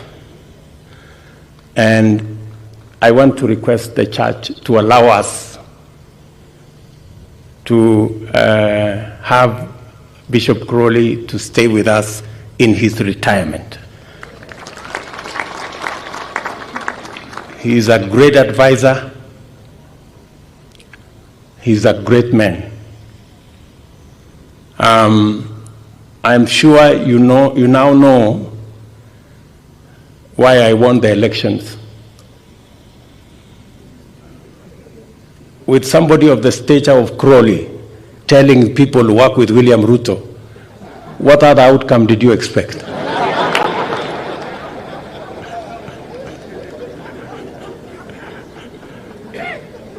So we are truly grateful, Bishop Crowley. You've been a father figure to many of us, many of our schools, many of our institutions.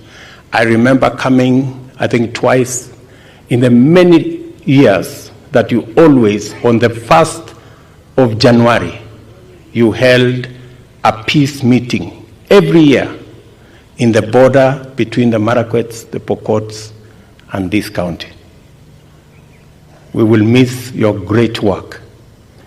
And please mentor our new bishop to be better than you. So, Mimi, I want to make one final request to the church. You know, our nuncio represents the Holy Father in Kenya and in South Sudan. You are aware we have very serious challenges in South Sudan. I want to ask our bishops and the church to pray for South Sudan, our neighbor, so that God can bring about peace, can bring about stability, so that we can eliminate the conflict and the suffering that is going on in South Sudan. I am asking, as President of Kenya, that we pray for our sister country of South Sudan. Secondly, I am asking the church to support our environmental program of planting trees so that we can deal with the challenge of climate change that is causing havoc, of droughts and flooding, and the losses that we are making in biodiversity and even our livestock. And finally, just to echo what His Grace Bishop Musundi said, huyo askofu na nuncio pia amesema tunataka watoto wetu wote wasome, na tunataka masomo ipatikane bila ya wazazi kulipa.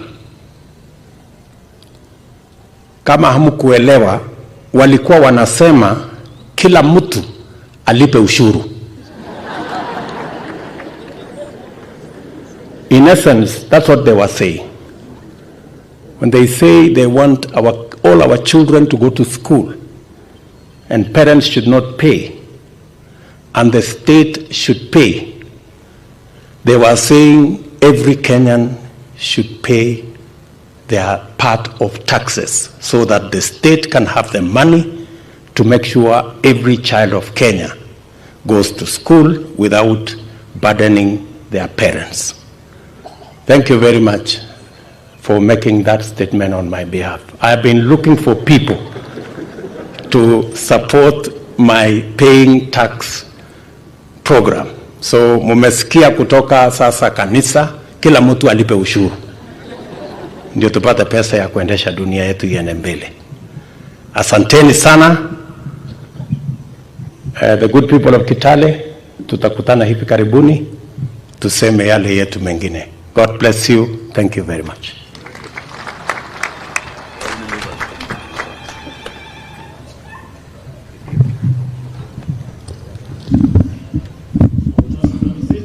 Tungependa wale ambao wametayarisha ile zawadi ya jimbo kwa baba askofu pia wawe tayari kuileta hapa mbele, na sisi ambao wanatusaidia kuandaa keki hii pia wawe hapa mbele tayari kuangalia zawadi ya jimbo kwa baba askofu mpya. Tafadhali tuomba mwilete hapa mbele, keki ikiandaliwa kwa ajili ya kukata ili tumalize sherehe hii kwa haraka.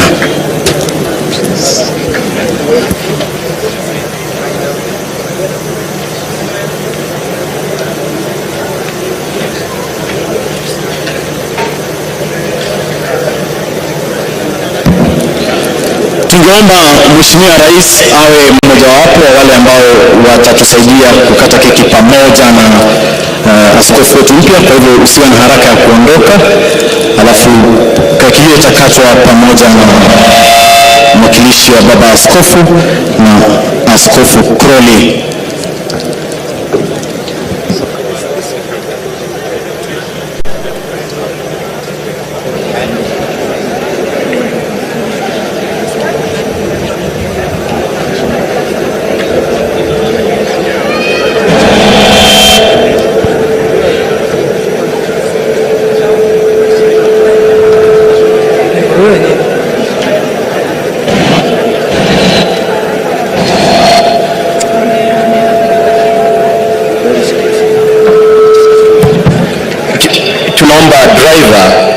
driver wa askofu wa Marara, tafadhali mahali ulipo muone askofu wako tafadhali. Driver wa askofu wa Marara.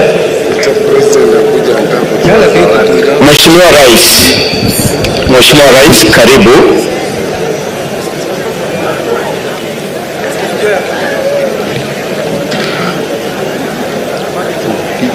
Tunamkaribisha Mheshimiwa Rais ili apate kumzawadi askofu mpya, na vile vile tutakusihi sana Mheshimiwa Rais utakata keki pamoja na askofu huyu mpya. Sio vibaya kama magavana wote wawili wa gatuzi ya West Pokot, Governor Kachapin na Governor George Natembea pia kama mtakuwa karibu.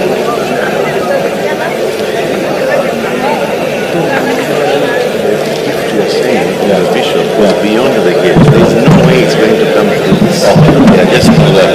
The way I'm seeing it. Thank you.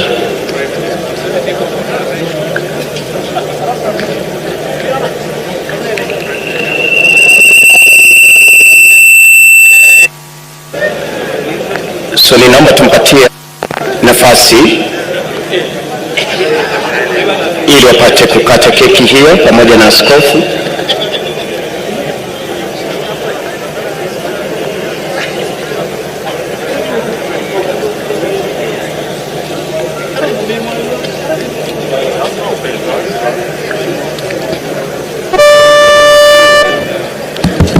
Karibu Mheshimiwa Rais.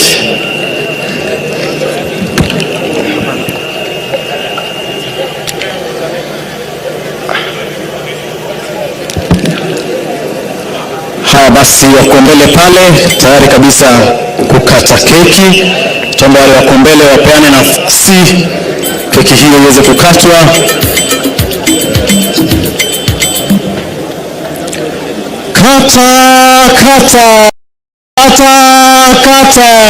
Kata usi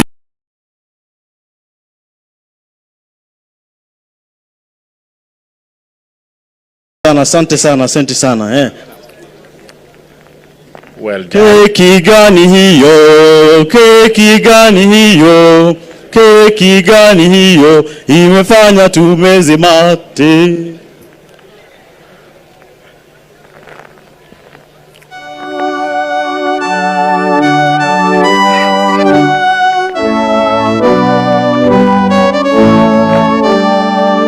Pole wanapo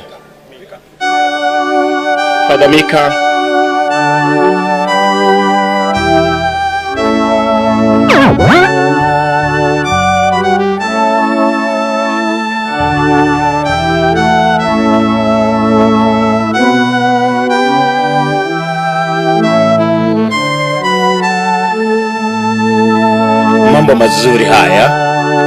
Mambo mazuri haya.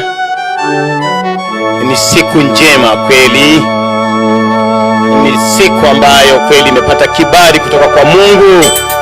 Tunasema asante. Asante wanakwaya mnaposhangilia. Asante wanakwaya wetu. Tushangilie kwa keki hii, kwa wimbo huo. Wanapoendelea askofu wetu Henry na Mheshimiwa Rais katika hafla hii ya kukata keki. Nitaomba waheshimiwa, ndugu waheshimiwa, tusonge kidogo nyuma.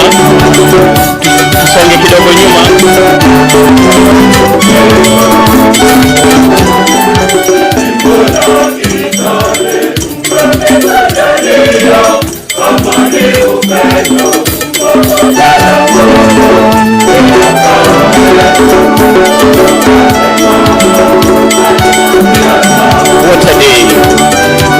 What a blessing in our diocese.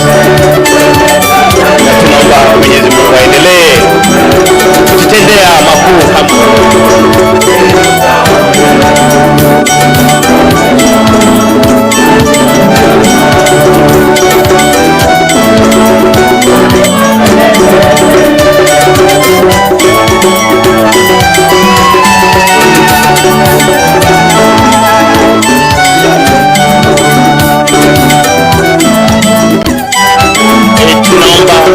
Maaskofu wetu wote mtaambatana na Askofu Morris Rory pale milimani kwa ajili ya kuandika barua fulani pale. Na asante sana Askofu Anthony Muheria kwa sababu ya kuelewa hiyo. Tunaomba mapadri wote na masista na mabruda tutakuwa pale cathedral kwa ajili ya kuandika barua hiyo na kumshukuru Mwenyezi Mungu. Wakristo wengine wote tutakuwa pale Manor House kwa ajili ya hayo. Halafu wale ambao wako na zawadi naomba mkae chonjo, mkae tayari. hizo zawadi. Askofu Henry, tutakuomba ubaki hapa hapa wakati maaskofu wengine watakuwa wanaondoka ili upate kupokea zawadi.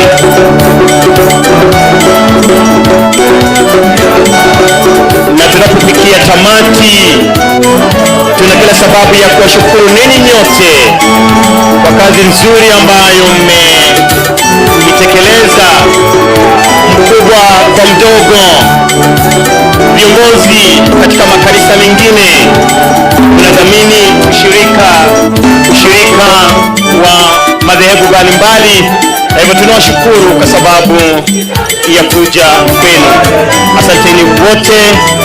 Mungu atubariki, Mungu atuneemeshe, Mungu atujalie heri na baraka. Tunaomba kwamba zawadi hizi ziwe karibu hapa. Wale ambao wako na zawadi karibu hapa, hata tunapomwomba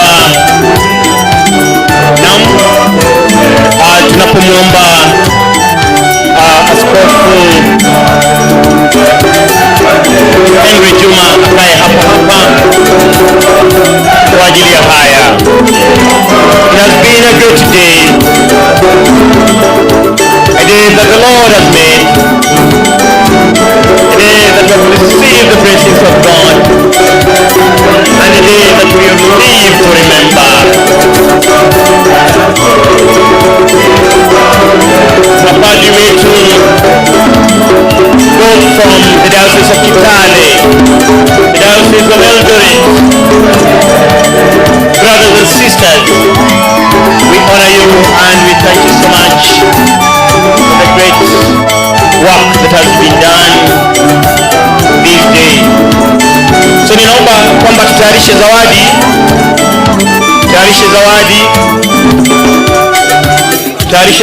Unapokuja hapa mbele, njoo hapa na zawadi yako. Niwakumbushe tena maaskofu wote kwamba tunaelekea pale milimani kwa nyumba ya baba askofu Bob Morris Glory na Askofu Henry Juma. Tunakumbusha mapadri wote, masista na mabruda kwamba